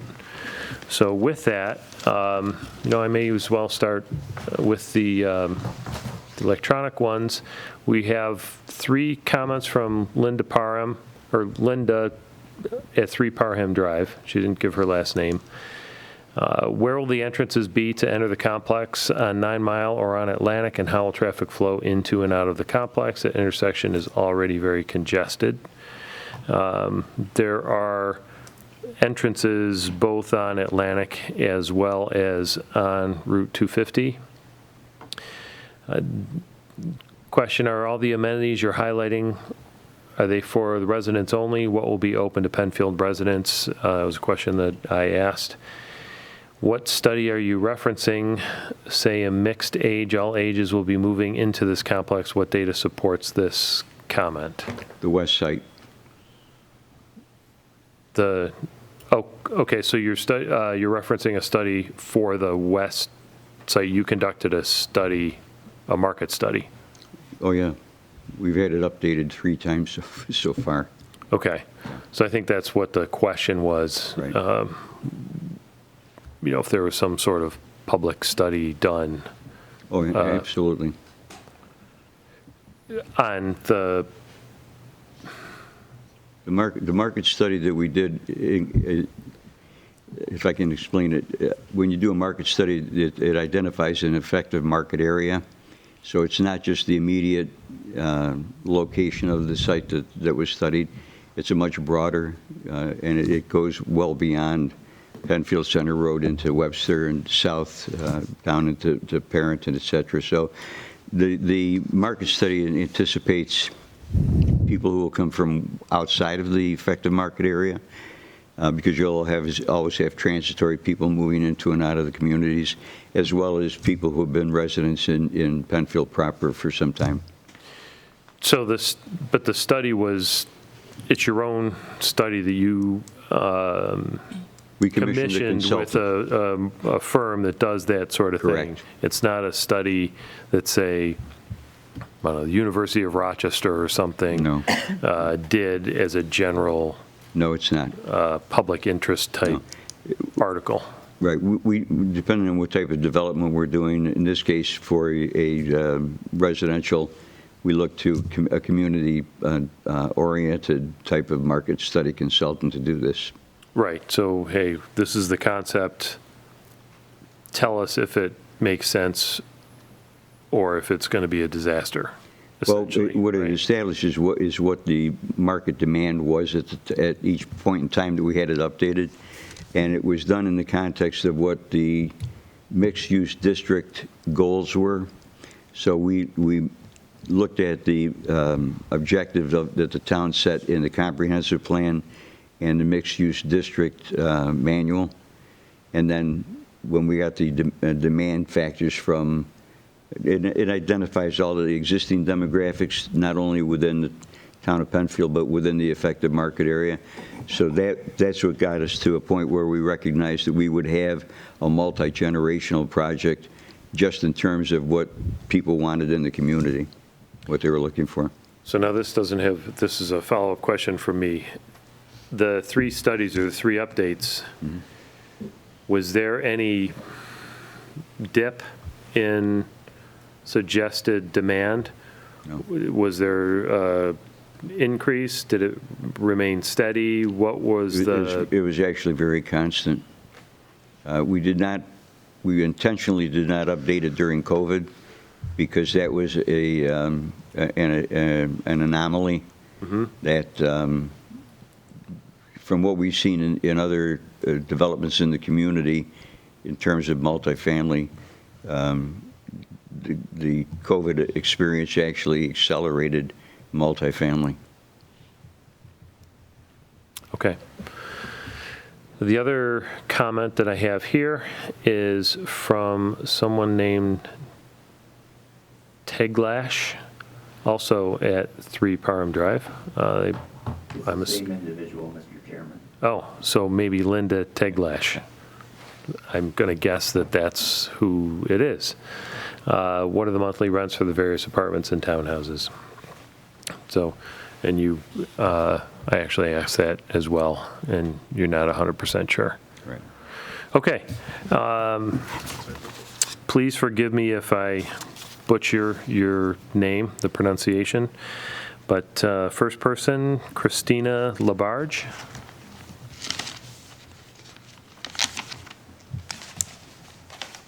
Was I do okay? All right, great. Yes, Christina Labarge. I live at 1319 Penfield Center Road. So I actually own the horse farm. So forgive me for not being able to entirely follow how you guys are cutting this up into pieces. We're obviously still very concerned on our side of the road. We wanted to know things like, are they going to be putting a berm up in between us? Can we get at least a 10-foot? Are we going to be having these taller buildings right next to my outdoor arena? My horse riding arena is in the back on purpose, not on 250. Do I have to worry that the easement that runs down next to us is going to have trucks and construction vehicles coming down through? Who's going to be responsible for the insurance when I have somebody fall off because they're running the construction, and banging stuff around and spook a horse, and I have a kid get hurt? My insurance is not going to want to cover that. Is that something that they're going to be covering? I mean, so I have big concerns about the type of business that we have. It's very different than just having a storefront or even just having our house. So I guess we're looking for some clarification on our side. And just sort of, this is obviously a huge project.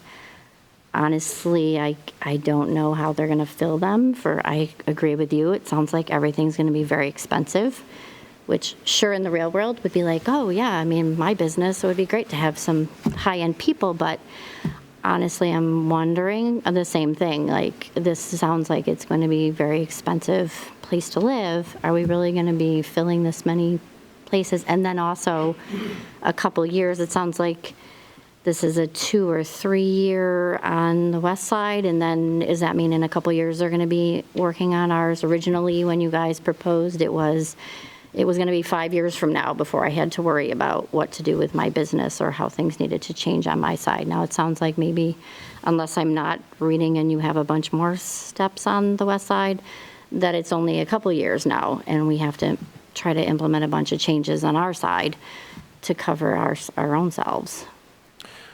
So I don't think I can answer every question. Right. We can potentially get you most of the answers that you're looking for. Okay. In terms of structures close to Penfield Center Road, that is the area that has single-family residences. Right.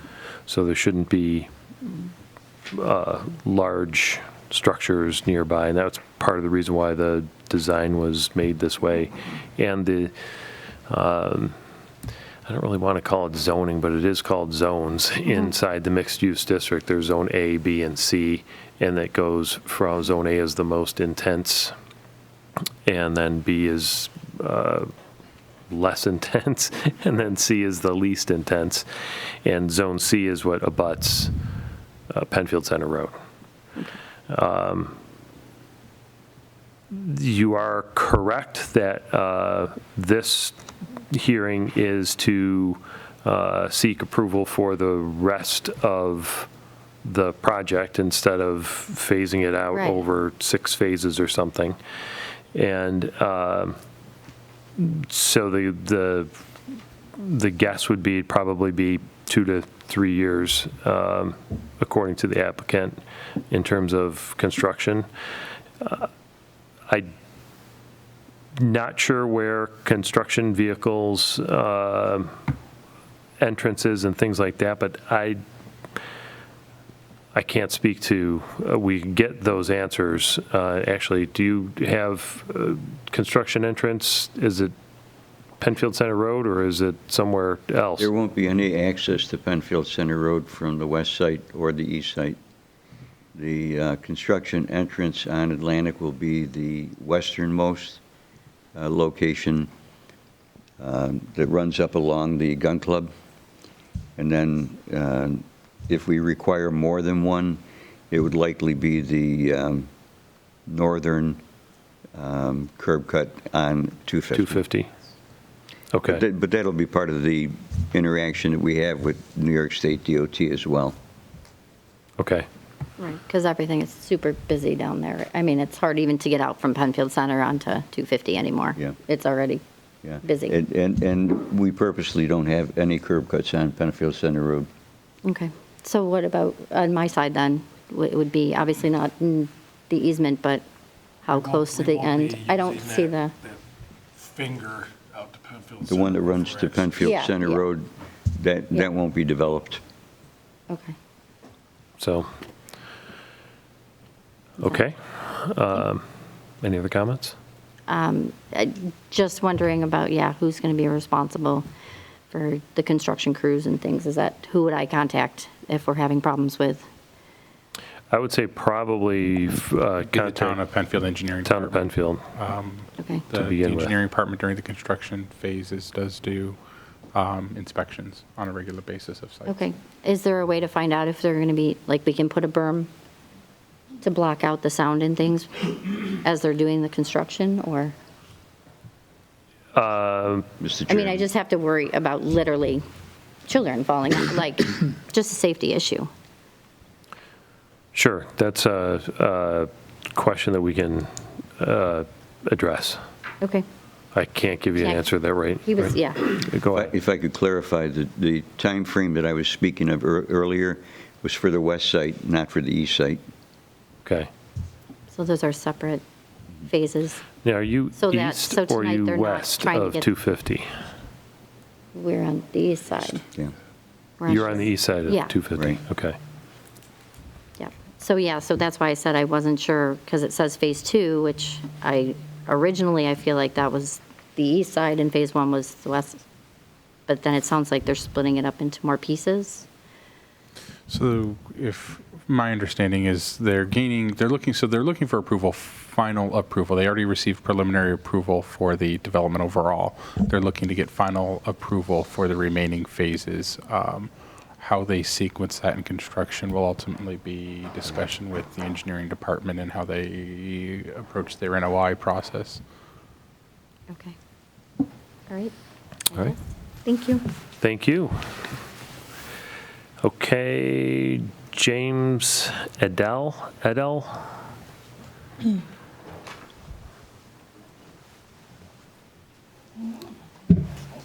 Hello, Can, James Edel. okay. I own and reside at 1327 Penfield Center Road. The development on the east side of 250, what's the time frame of that? I can refer you to Ralph. Do you have an idea of that?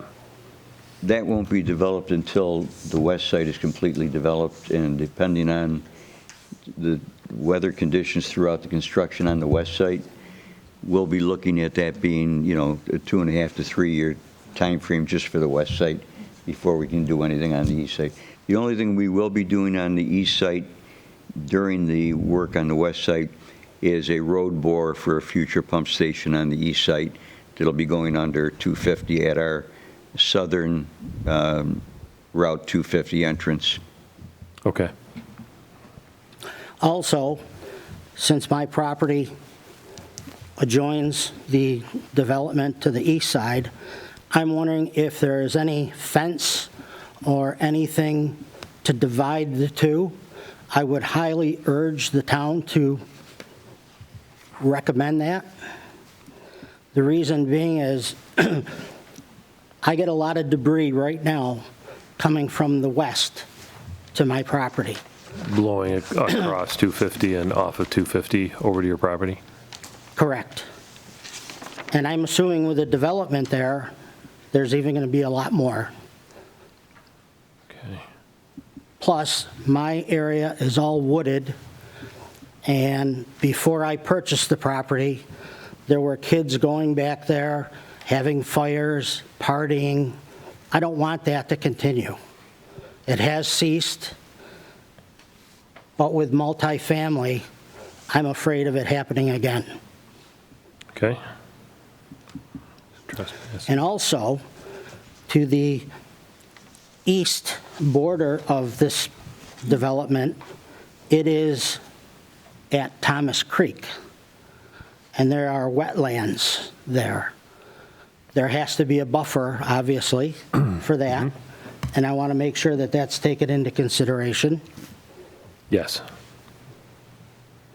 We get a lot of wildlife. We get a lot of deer, a lot of turkey, a lot of fox. I think this is going to disrupt that.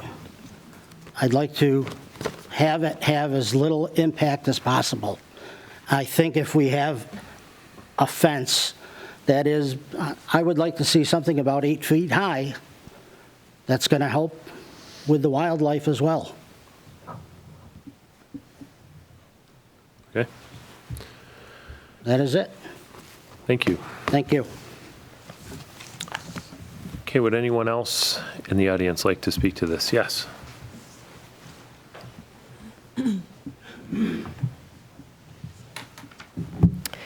Good evening, Mel Callan, 1410 Harris Road. So I live on the east side, and I have some similar concerns, although it sounds like a lovely development.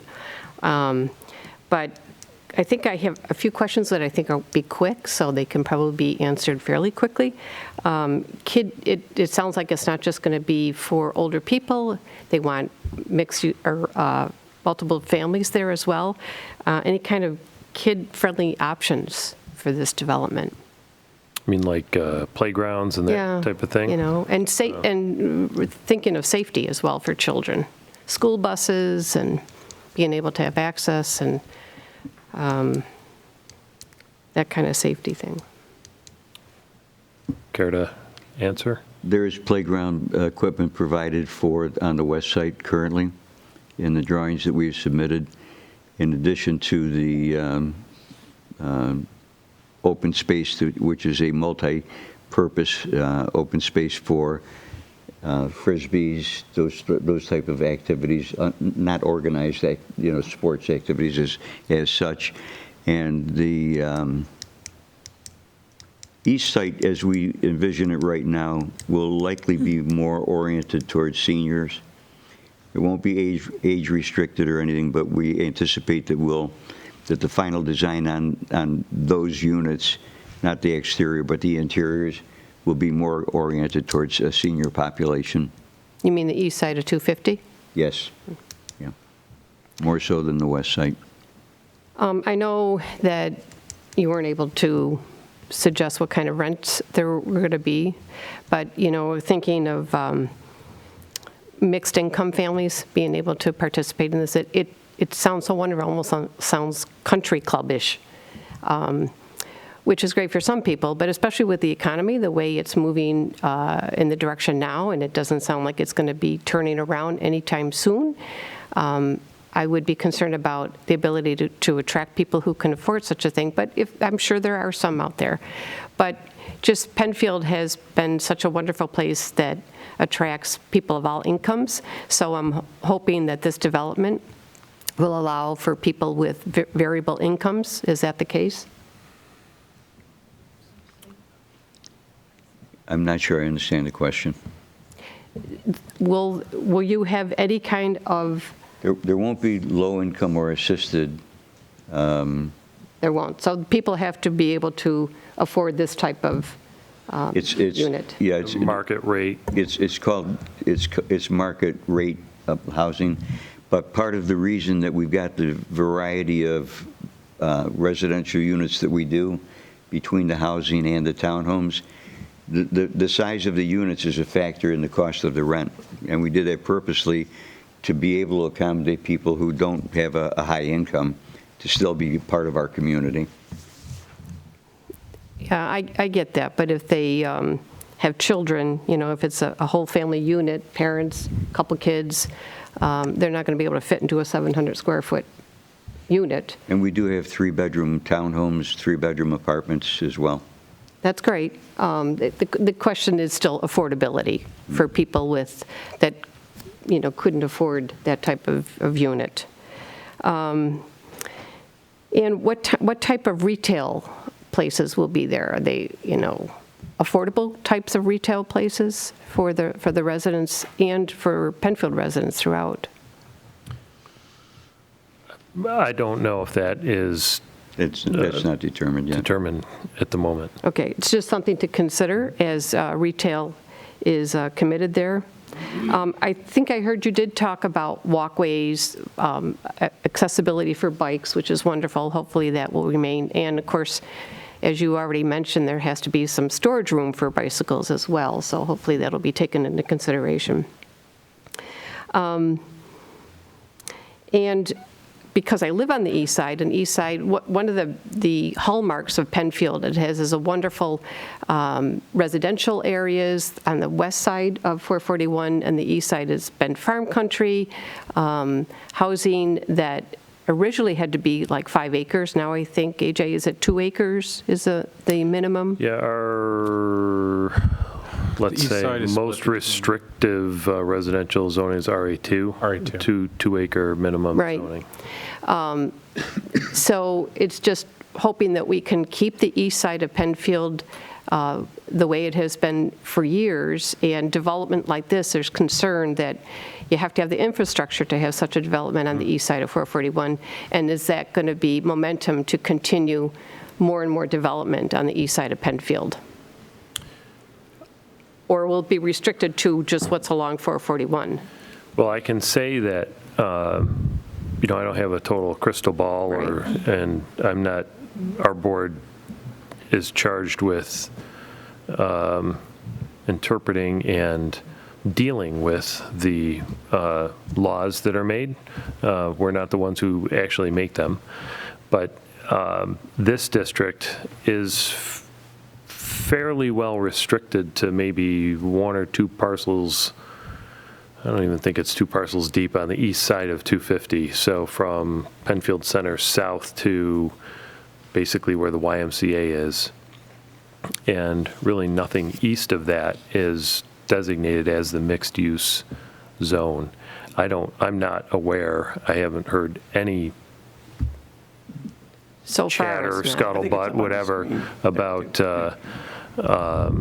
rezoning or anything Right. like that further. So when this became mixed use, that had to be approved somewhere along the line, Correct. I believe it was 2017. 2017? 2017, there was about a And- 10-year study process Yeah. committee. It was not an overnight.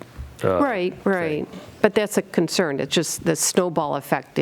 This is now mixed use. Well, we can go further, either up and down 441 or go further east of 441. So that's the concern. Sure. The most limiting factor in East Penfield is the availability and access to sanitary sewers. The reason Yes, mixed I use know. was sort of able to work here was there there was access, easy enough access to sanitary sewers to facilitate development. In other areas of East Penfield, it's unlikely that sanitary sewers are coming anywhere in the near future that would facilitate any level of higher development. Yeah, we on the east side know that. But we deal. All right, thank you. Sure, thank you. Anyone else? Yes, sir.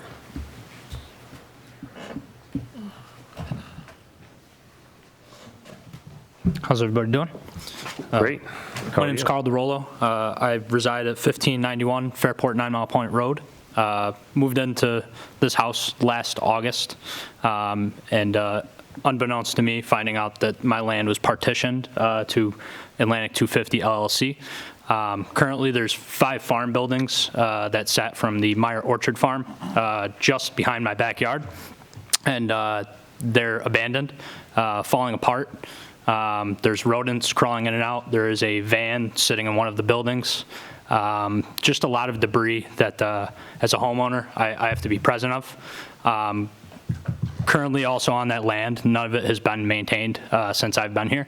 I've been doing my best on the acre and a half that I have on the corner to brush hog and pay for personally to take care of my land, but also Atlantic 250's land. I have 2 huskies and a small baby. So just the presence of people being in my backyard when we have parties for a 1-year-old and then dogs running around, just to make sure that there's no rodents or ticks or fleas present. There is water on the south side of my property that's also not being maintained. Mosquitoes have been just rampant the past year, especially during the summer when it's hot. My small ask, first of all, is that the land's more maintained as we go through this process. I know it takes a while. I don't know the timeline, and from what it sounds like, it's going to be a while. The blue house that is on 250, last I heard, is under discussion for abatement because there's asbestos in the basement. So I can only imagine this process is just going to continue longer. You know, 2 things from being a homeowner and a dad. I just want to put myself in the position that my property value goes up over time, and that everybody that's in my household is safe. So that's really the small ask, is that just everything is maintained around the property, and I hope that continues to the future. The second ask is, as this grows, my goal moving into this town and moving into this old farmhouse has been to get away from all of the past that I've lived in, townhomes and apartments, and trying to, you know, maintain a suitable living with a low income. And now that I have a job and a family, it seems like this is coming back. This road's already busy, and now we're adding hundreds of people back to 250. When the autumn season hits, Christmas season hits, everybody here knows how busy that intersection gets, going to Wickham Farms or just going shopping. This is going to multiply that by 10. I don't know how anybody else in this community feels, kind of coming in very late to the game here, but I'm just concerned of what this whole block is going to look like after this is done. I think it's going to be overly congested, and frankly, it's just not going to be the same area anymore. Right now, it consists of farmland, a horse farm. It's very family friendly, and now we're moving in, you know, all types of people with all types of income to a country club with no golf course. It honestly just doesn't sound very, very appealing. So, yeah. Okay, thank you. Yeah. Thank you.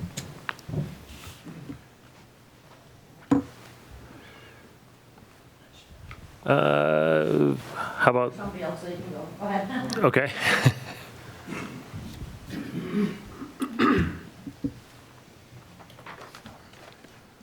Good evening. My name's Marie Falvo, and we live at 1215 Penfield Center Road, adjacent on the west side of the project. My husband, Mike.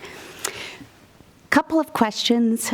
Really now, tonight I learned that the maintenance building is going to back right up to our property. We have a beautiful piece of property, spent a fortune building our dream home, and I just cannot imagine having a maintenance building like butted up against our property line. I think So that, is there something that the town could do to kind of disguise that a bit? That's actually proposed to be up against the gun club property. Okay. We're right. Yeah, We You're share north of the property. gun club. yes, we're north of the gun club. So this would be, I'm not sure how far south of the property line are we talking? GG. I think he doesn't have it on Jay, there. I believe their property is well to the north of where we're proposing the maintenance building. You can kind of see there's an address listed on this overall site with aerial exhibit I passed out. Use your microphone. Sorry. Can you hear me okay now? Okay, so probably They're on the 2,000 south side of feet? Penfield Center Road, right, just Yes. directly west of this development. Yes, So if you can see this is our stormwater management pond here. Your parcel goes to this point, goes back into the woods a ways, right? Yes. it yes. does. Yeah. So the maintenance building is going to be even further south. It's not going to be abutting your property lines. And also, will there be a fence to divide the properties? I assume the gun club would want a fence stopping. No? no plans for a fence proposed right now. It's, and I understand the zoning, but you pushed the taller buildings right up into the residential area, which is a little disturbing, right? So now we are in a situation where we're going to have a 3-story apartment building right on our property line with no divider. So no fence? No fence. That's That's it. Okay. Those are my concerns, but one of my other questions is, we've seen these in other communities in other states, these community centers that don't end up, or these, mixed-use developments that don't end up selling out. So what happens if you start this project and you're not able to lease some of those apartments or some of those buildings? Like what, are there plans to stop it at a certain point, or we're just going to build it and leave it empty and worry about, crime and what happens, what it could bring to our community from a empty standpoint? It just sounds very expensive, and I fear that it's not going to be able to really be inhabitable for a long period of time for a lot of people. I can let Mr. DiTucci answer, but I'll give a quick shot, and he can either say I'm all wrong or not. But my guess would be this is the type of thing that probably gets the go-ahead for financing and locks in financing for everything, but is not going to just build a whole ton of stuff if nobody's a customer. And because it'd be a very quick way to go bankrupt. And I don't know I've never met anyone who wants to do that. So my guess would be that if that is the case, then there'd be a resubmission saying, hey, we want to want to do something different on this site or stop altogether. So once that approval goes through, that doesn't mean that the build is destined to happen, is what you're saying, right? If it doesn't go as planned, there's... So we have approved projects, dozens probably, in the past years that have never come to fruition. They just haven't done anything. And then there are others that, they happen. So, so there was an application tonight, that church up on Creek Street. I think since I've been on the board, we've approved a bank there and we've approved a daycare there. And neither one of them were built. So now somebody else wants to build a church there. Yeah. So that stuff happens. Okay, I was just curious. If you approved that plan for that huge development and it's not going as planned, what happens? Right. And what happens to that property? So. Yeah, nobody wants a bunch of Right, makes sense. I just buildings. was wondering what the process was once that approval goes through. Sure. So, Okay, thank you. Thank you.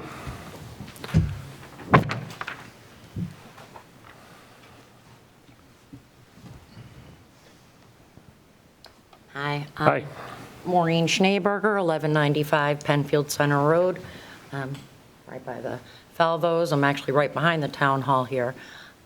Third generation in the home that we're in.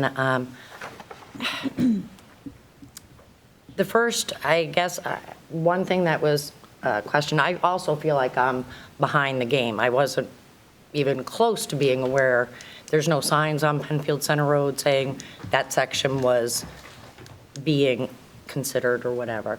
And I'm sure I was notified, but I just want to clarify that there is no entrance on Penfield Center Road into this.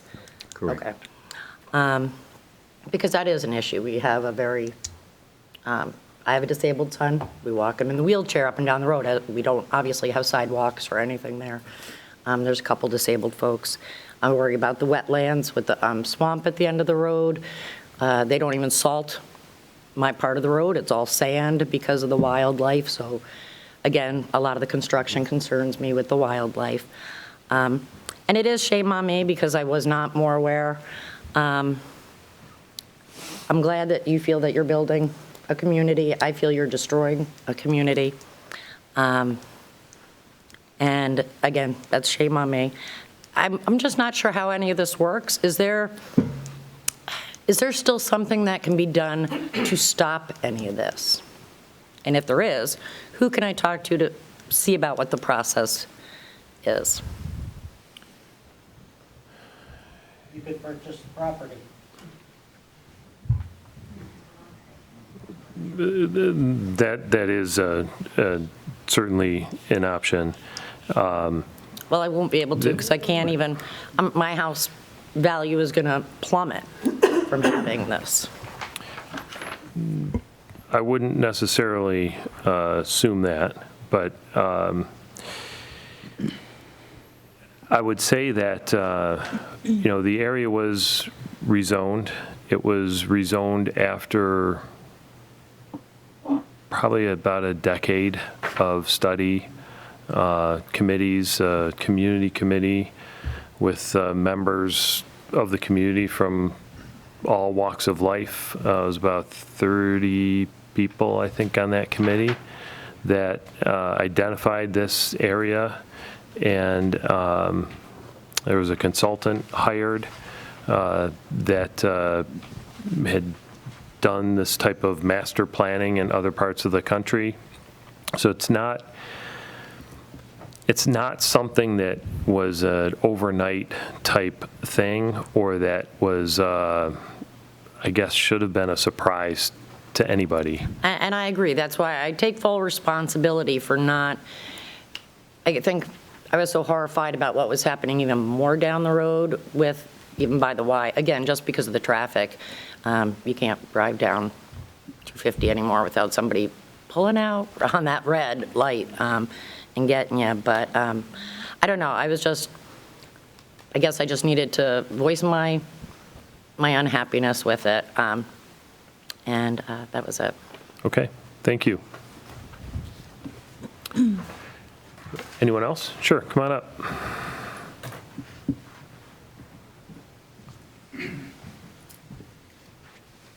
Good evening. Jesse Dumar, 1737 Fairport 9 Mile Point Road. I'm right at the corner there. When I mow the lawn, I see a lot of runners, bikes, families going through on the shoulder of the road. You mentioned the multi-generational families with the bike storage. Is there thought to connectivity to the town hall, to YMCA, to other portions of the town? Just because right now it's congested. Ultimately, that is desired, that sidewalks and trails and everything interconnect everything. This particular project, there's a multi-use trail that's goes around the entire perimeter. It's 10 feet wide, 20 feet wide? It's 12 feet north-south, 10 feet east-west.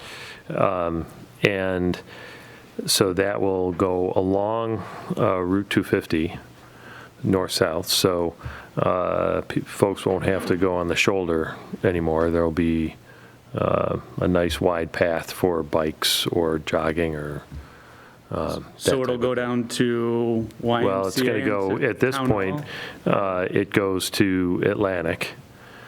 And the way sidewalks work, and the staff can interrupt and tell me I'm wrong when I say what I'm about to say, but there is a master plan for sidewalks that I believe the town board has years ago said, hey, we want to do this, this, this.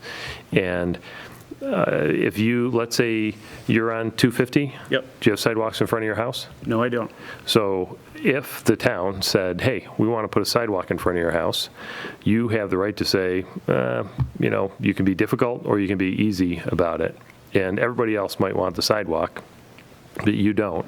And there'd be a very difficult time getting the sidewalk in front of your house. So that's the challenge that we have. Places like 250 where we don't have sidewalks, any of those main streets, we don't necessarily have permission to do so.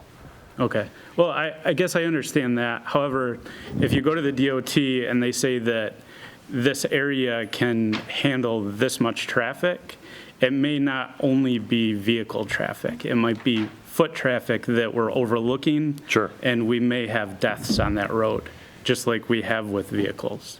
Interconnectivity is something that is heavily focused on, that we heavily focus on within the mixed-use development. And while the development that's proposed up here on the north side of 250 is sort of separated by Atlantic from more of the development that will be occurring or potentially occurring on the south side of 250 over sort of by where you are. Mm-hmm. The goal is that to provide easy movement between the developments and multimodal there. Like pedestrian, bikes, that kind of thing, not just vehicles. A lot of the goal will be potentially reducing or providing alternative road network for a cyclist or somebody, if they didn't want to be on 250, that they would have a lower speed, more accessible roadway with bike infrastructure accessible throughout the developments. And so interconnectivity between this development on the north and the south will be encouraged.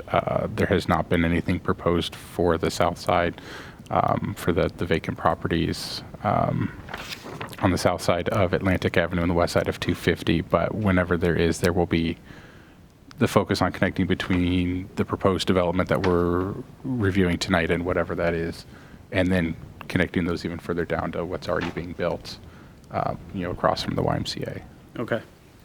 All right. Well, just to let you know, there's going to be a lot more foot traffic on the road there, whether it be 250, 286, or within the intersection there. Right. Thanks. Thank you. Anyone else? Yes, sir.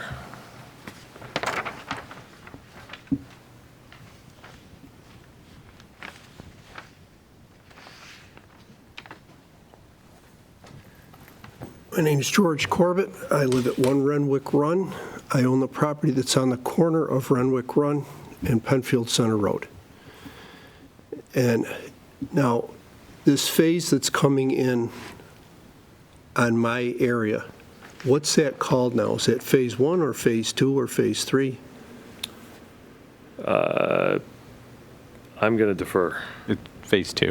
Phase 2, I believe. That is phase 2. Okay. Now, is that particular phase supposed to start in 6 months? Is that what I got? That will be part of it, if the board approves. Okay, is it going to start at Atlantic and go toward Penfield Center Road, or are you going to start at Penfield Center Road and go toward Atlantic? We'll be starting at Atlantic Avenue. South to north. Okay. Now, I heard about a retention pond that's going somewhere close. There's a few retention ponds. Is there going to be one on Penfield Center Road near Renwick Run? Yes, there's proposed to be one in the northeast corner or northwest corner of the development, which would put it west of Renwick Run, but on the south side of Penfield Center. Okay. How big is that? How big is it just for rainwater? What is it, what's it for? How big is it? How deep is it? Does it get pumped out? Is it just going to be dirty water? I know there's mosquito issues as it is on the properties. I'm just wondering if we're going to have another one. We can get answers for you. I don't know if, I can answer that. sure. So that's a natural discharge point to the family that owns a property right to the west that was speaking earlier near Penfield Center. A lot of the drainage area from this site discharges right where we're proposing the pond. And we do that so we can maintain more of the natural drainage patterns and everything. That pond is not going to be your typical 4-foot deep wet pond that the DEC encourages. For new developments, it's going to be more of a dry pond because of rock elevation there forces it. And we're actually going to divert all the water that's currently going to the property to the west to the south to the larger wet pond in the common area that's going to be used for, by all the residents in the community. And that'll drain back into the woods by the gun club. So a shorter answer is the pond or the stormwater facility closest to Penfield Center is a dry pond. Okay, is there a diameter, a size? Just roughly? I mean, It is up on the screen here. He's got it. Maybe, 50 by 50? It's about a little over 200 by 200. okay. All right. Right. So if this scales 250. Now, is there a lift station Makes sense. in this phase? Where's the sewage going? Building B at 176. There is sewer improvements. There is a pump station on the south side of the development, north side of Atlantic Avenue. Bigger than that. The sewage will be pumped across Atlantic Avenue to an existing pump station that we have that if you've ever gone out like the baseball fields at the end of Town Hall is right on across the street on Atlantic. I don't know the number. Somewhere around 3300 Atlantic. It'll pump to that one, and that ultimately pumps through to the county system. Okay. And my other question is the nighttime sky. What kind of lighting are we putting on these 3-story buildings? It's all dark sky compliant. It is, it's all, okay. So you don't have to worry about this big glow at night? Correct. Okay. That's all I've got. Okay, thank you. Anyone else? Yes, sir.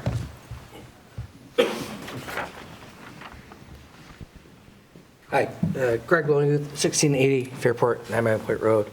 Sorry, could you say your last name again? 1680 Fairport, 9 Mile Point Road. And your last name? Loneguth. Okay. Yeah, Lowenguth. I was wondering about sewers, because the sewers that they're putting in is a private sewer system, essentially. And I was just wondering, like, where, like, Quickly's is and the vet building, I know Quickly's, they want to do something eventually on that corner.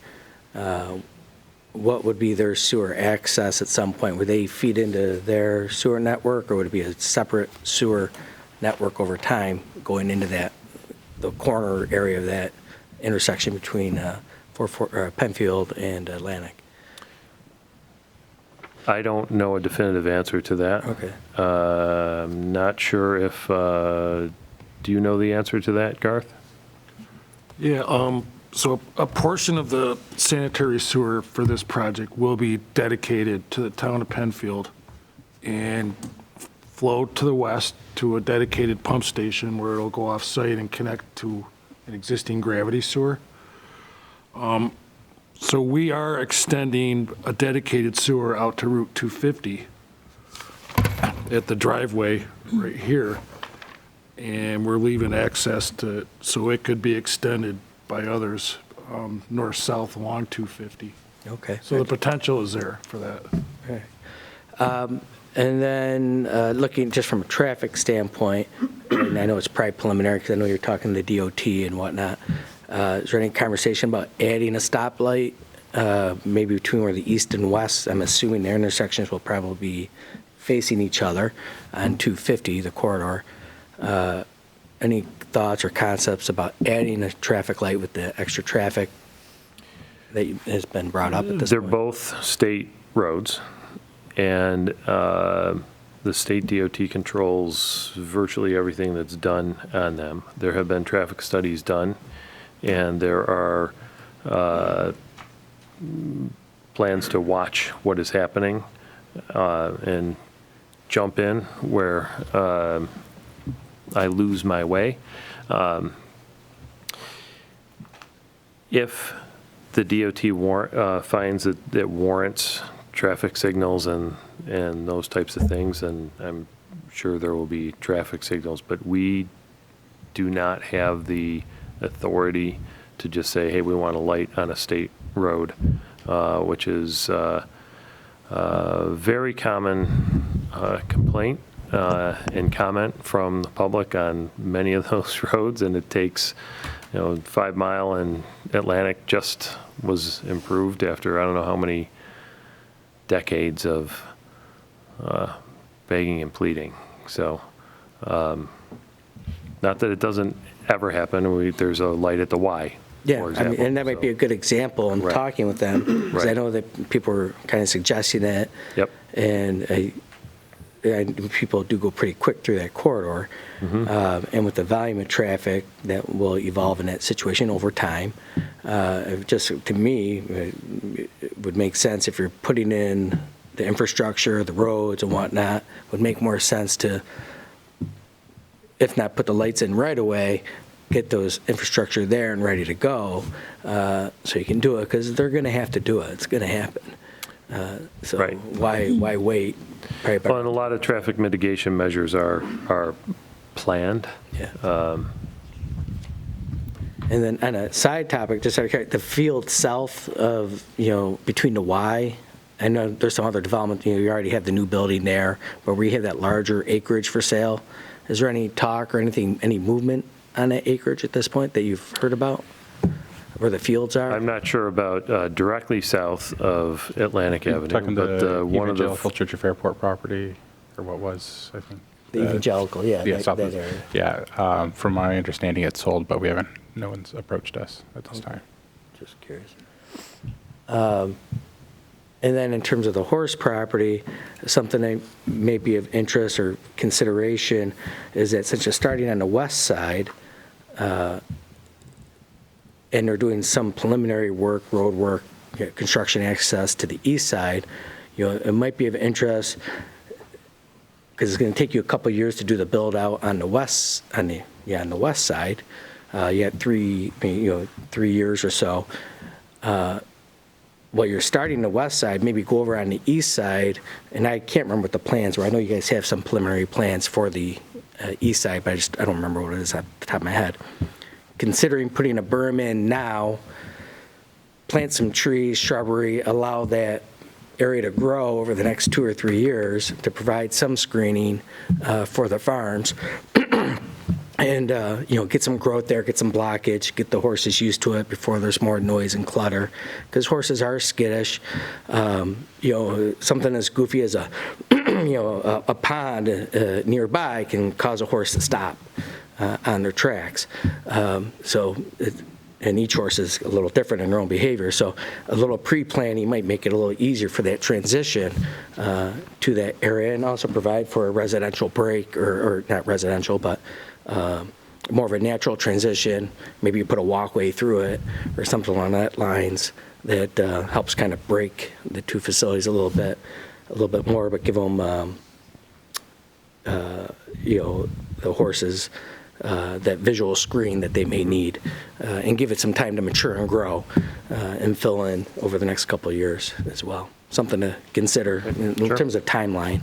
And another oddity that I just know on that corner, was it Penfield Center where the horse farm is, there are two utility poles right next to each other. And there's a little bit of a break, but it's a distraction, as the traffic's increasing. If you're looking south on that corner, sometimes it's hard to tell, especially at nighttime, where the cars are, because you're looking through two poles. It's almost like a Y. I'm not sure why it's done that way, but the state or the utilities, they may want to consider eliminating one of those poles just to minimize distractions looking south on that corner. It's on the southeast corner of that intersection? And just to give better visual going down that pathway.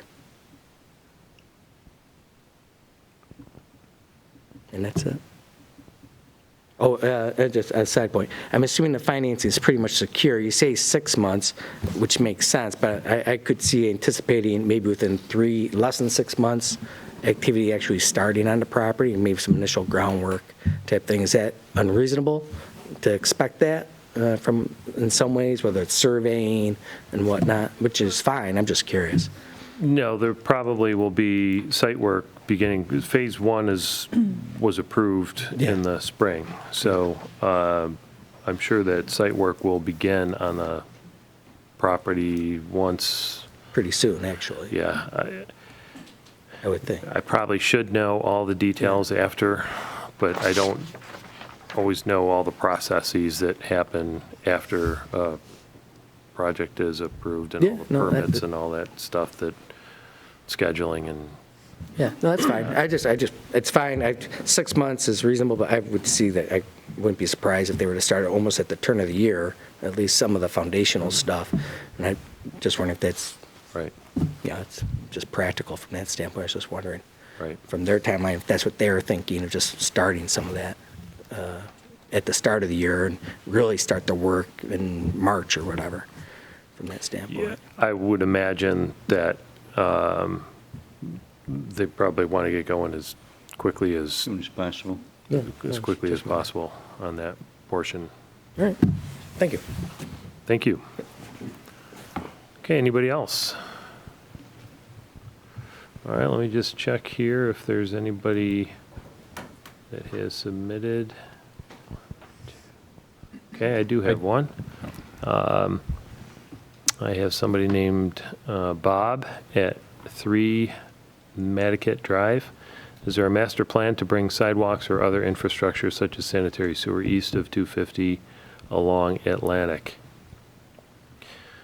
I'm sure there's probably sidewalks destined at some point in time, not sure when, and I don't know if there's any plan for sewers. Would that be an accurate statement?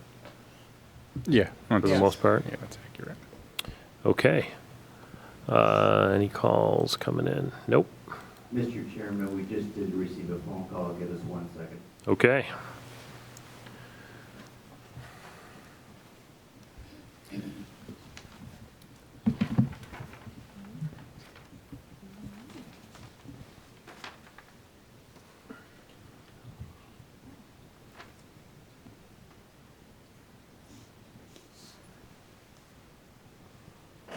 I feel like Larry King. Right? Didn't he take phone calls on the TV show? He does.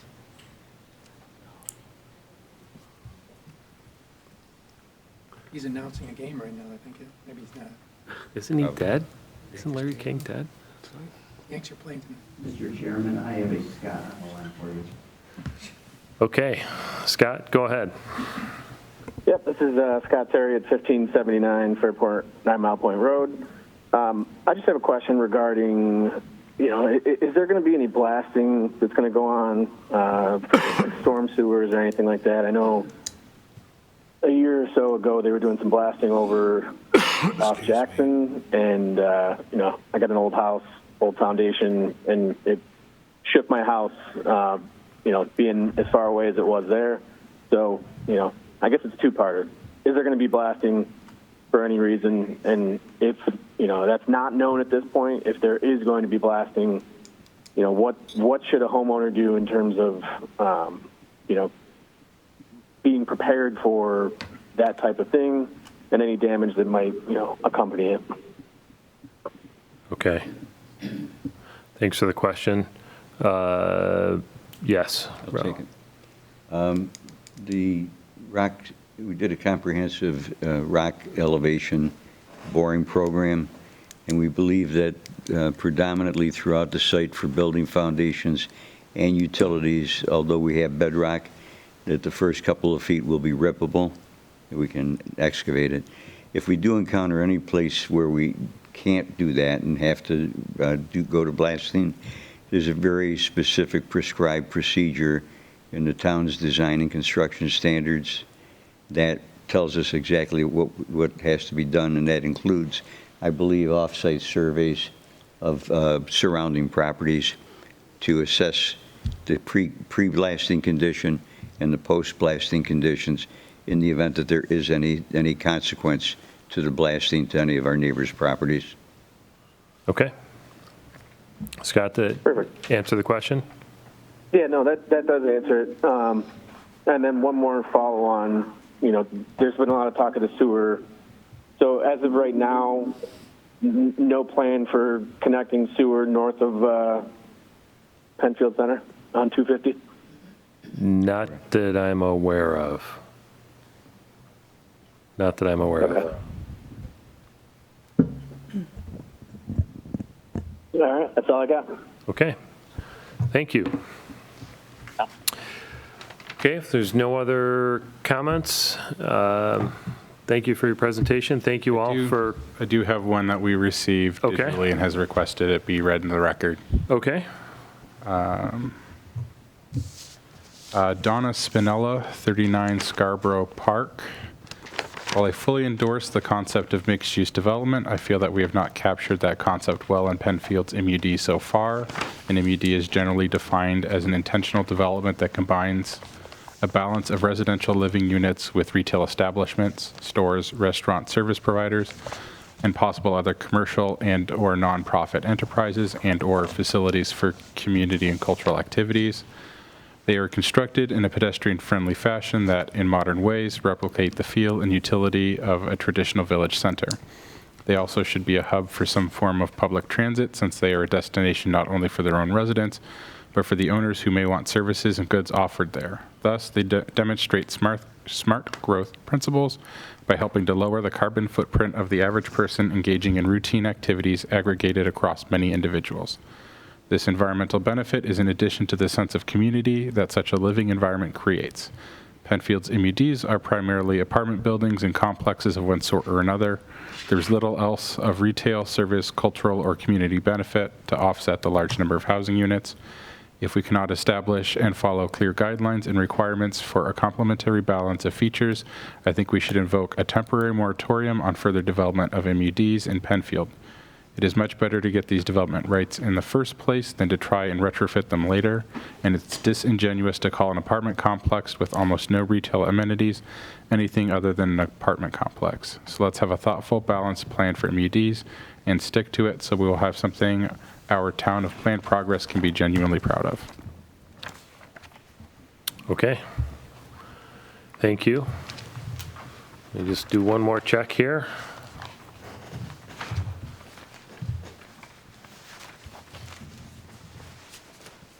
Nope, nothing so far. Once again, anybody in the audience? All right. Thank you all for coming, and we will call this hearing closed. Thank you. Thank you.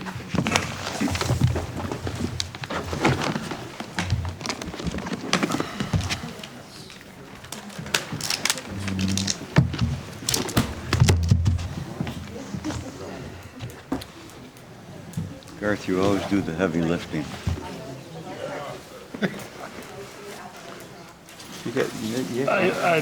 Okay, so we'll wait maybe 2 minutes to reconvene and get our projects tabled. So I only have one question. Where are all these people?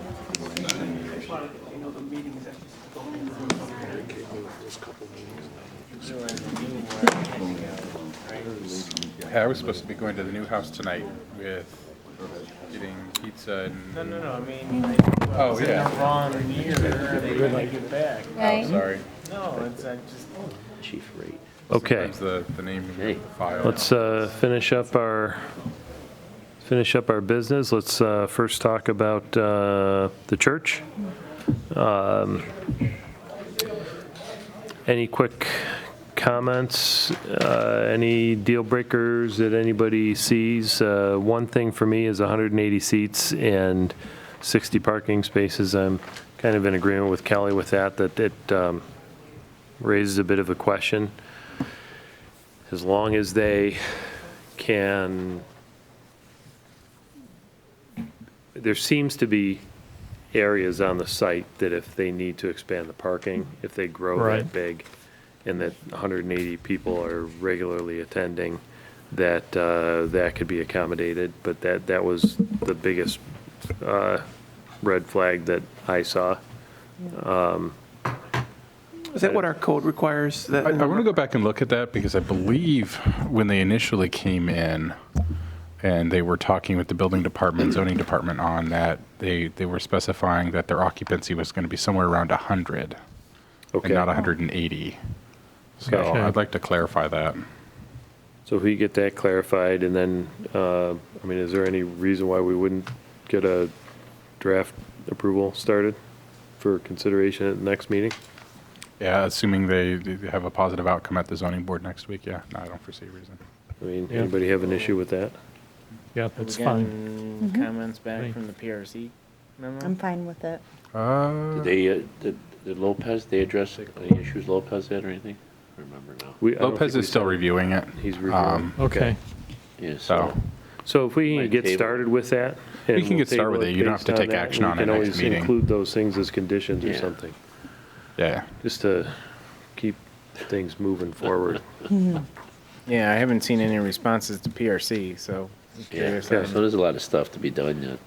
I mean, you can start it, we don't have to table it, right? Right. Yeah, we table it tonight. Yeah, we would Okay. table it. That's Jim's, right? Yes. All right, somebody want to table it? Motion to table. I'll second. Hetzke, Hetzke, aye.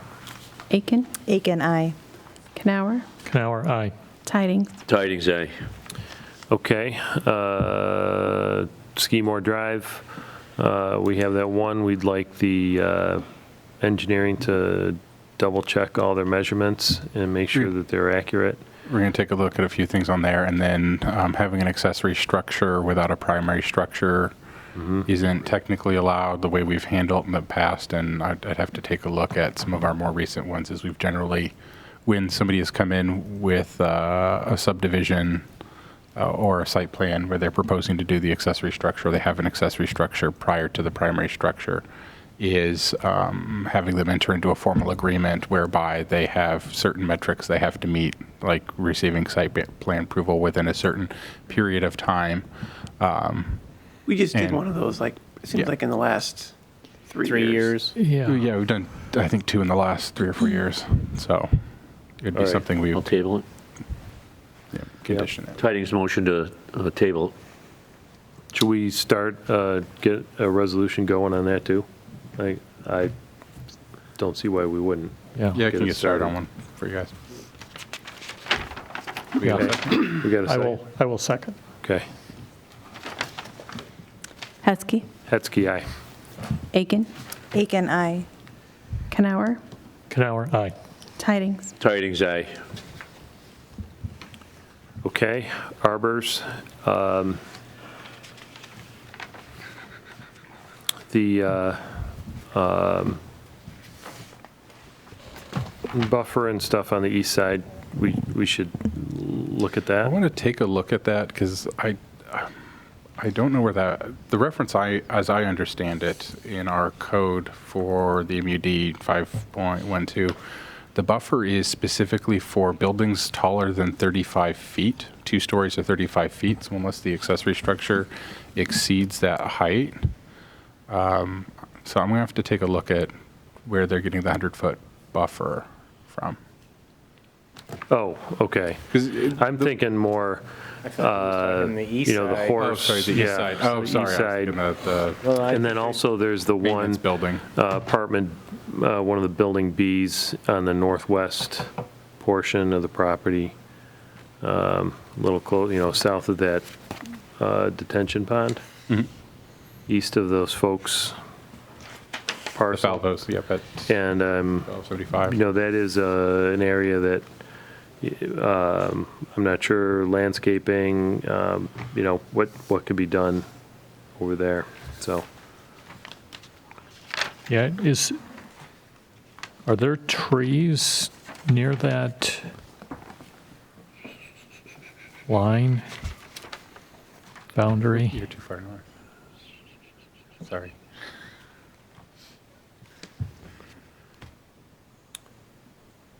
Where are you? That's the horse barn. This is the horse barn.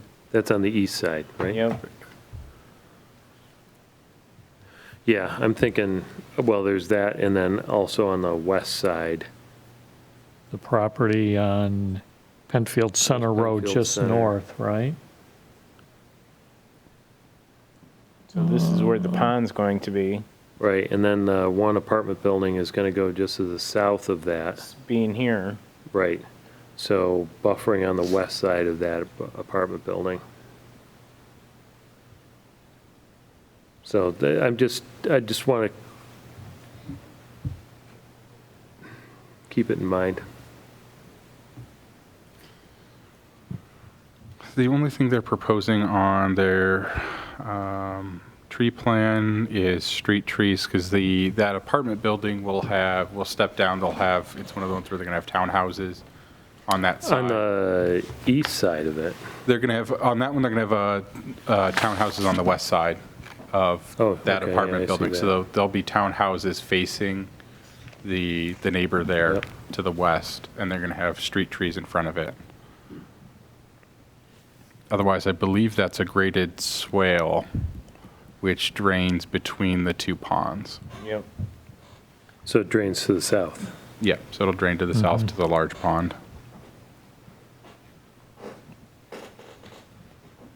Okay, still, I guess a question, possibility for trees in the northern portion of that, Or some sort of buffer, right? east, like north of where the clump of woods is right now for the neighbor. Because if you look at their house, they almost have a direct view over to, Yeah.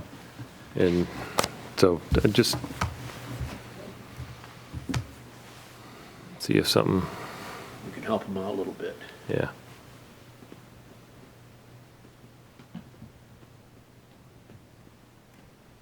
One thing that was brought up too that caught my attention was the gun club and fencing, as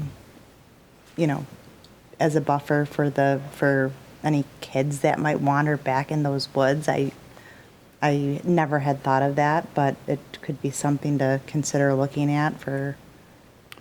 So the development doesn't directly abut the gun club. A number of years ago, the gun club bought property around them, specifically to buffer themselves from the neighbors there. It varies in width, but it's somewhere around 400 feet of land area that is not part of, or is not actively utilized by the gun club, and is utilized as a buffer to their use. Okay.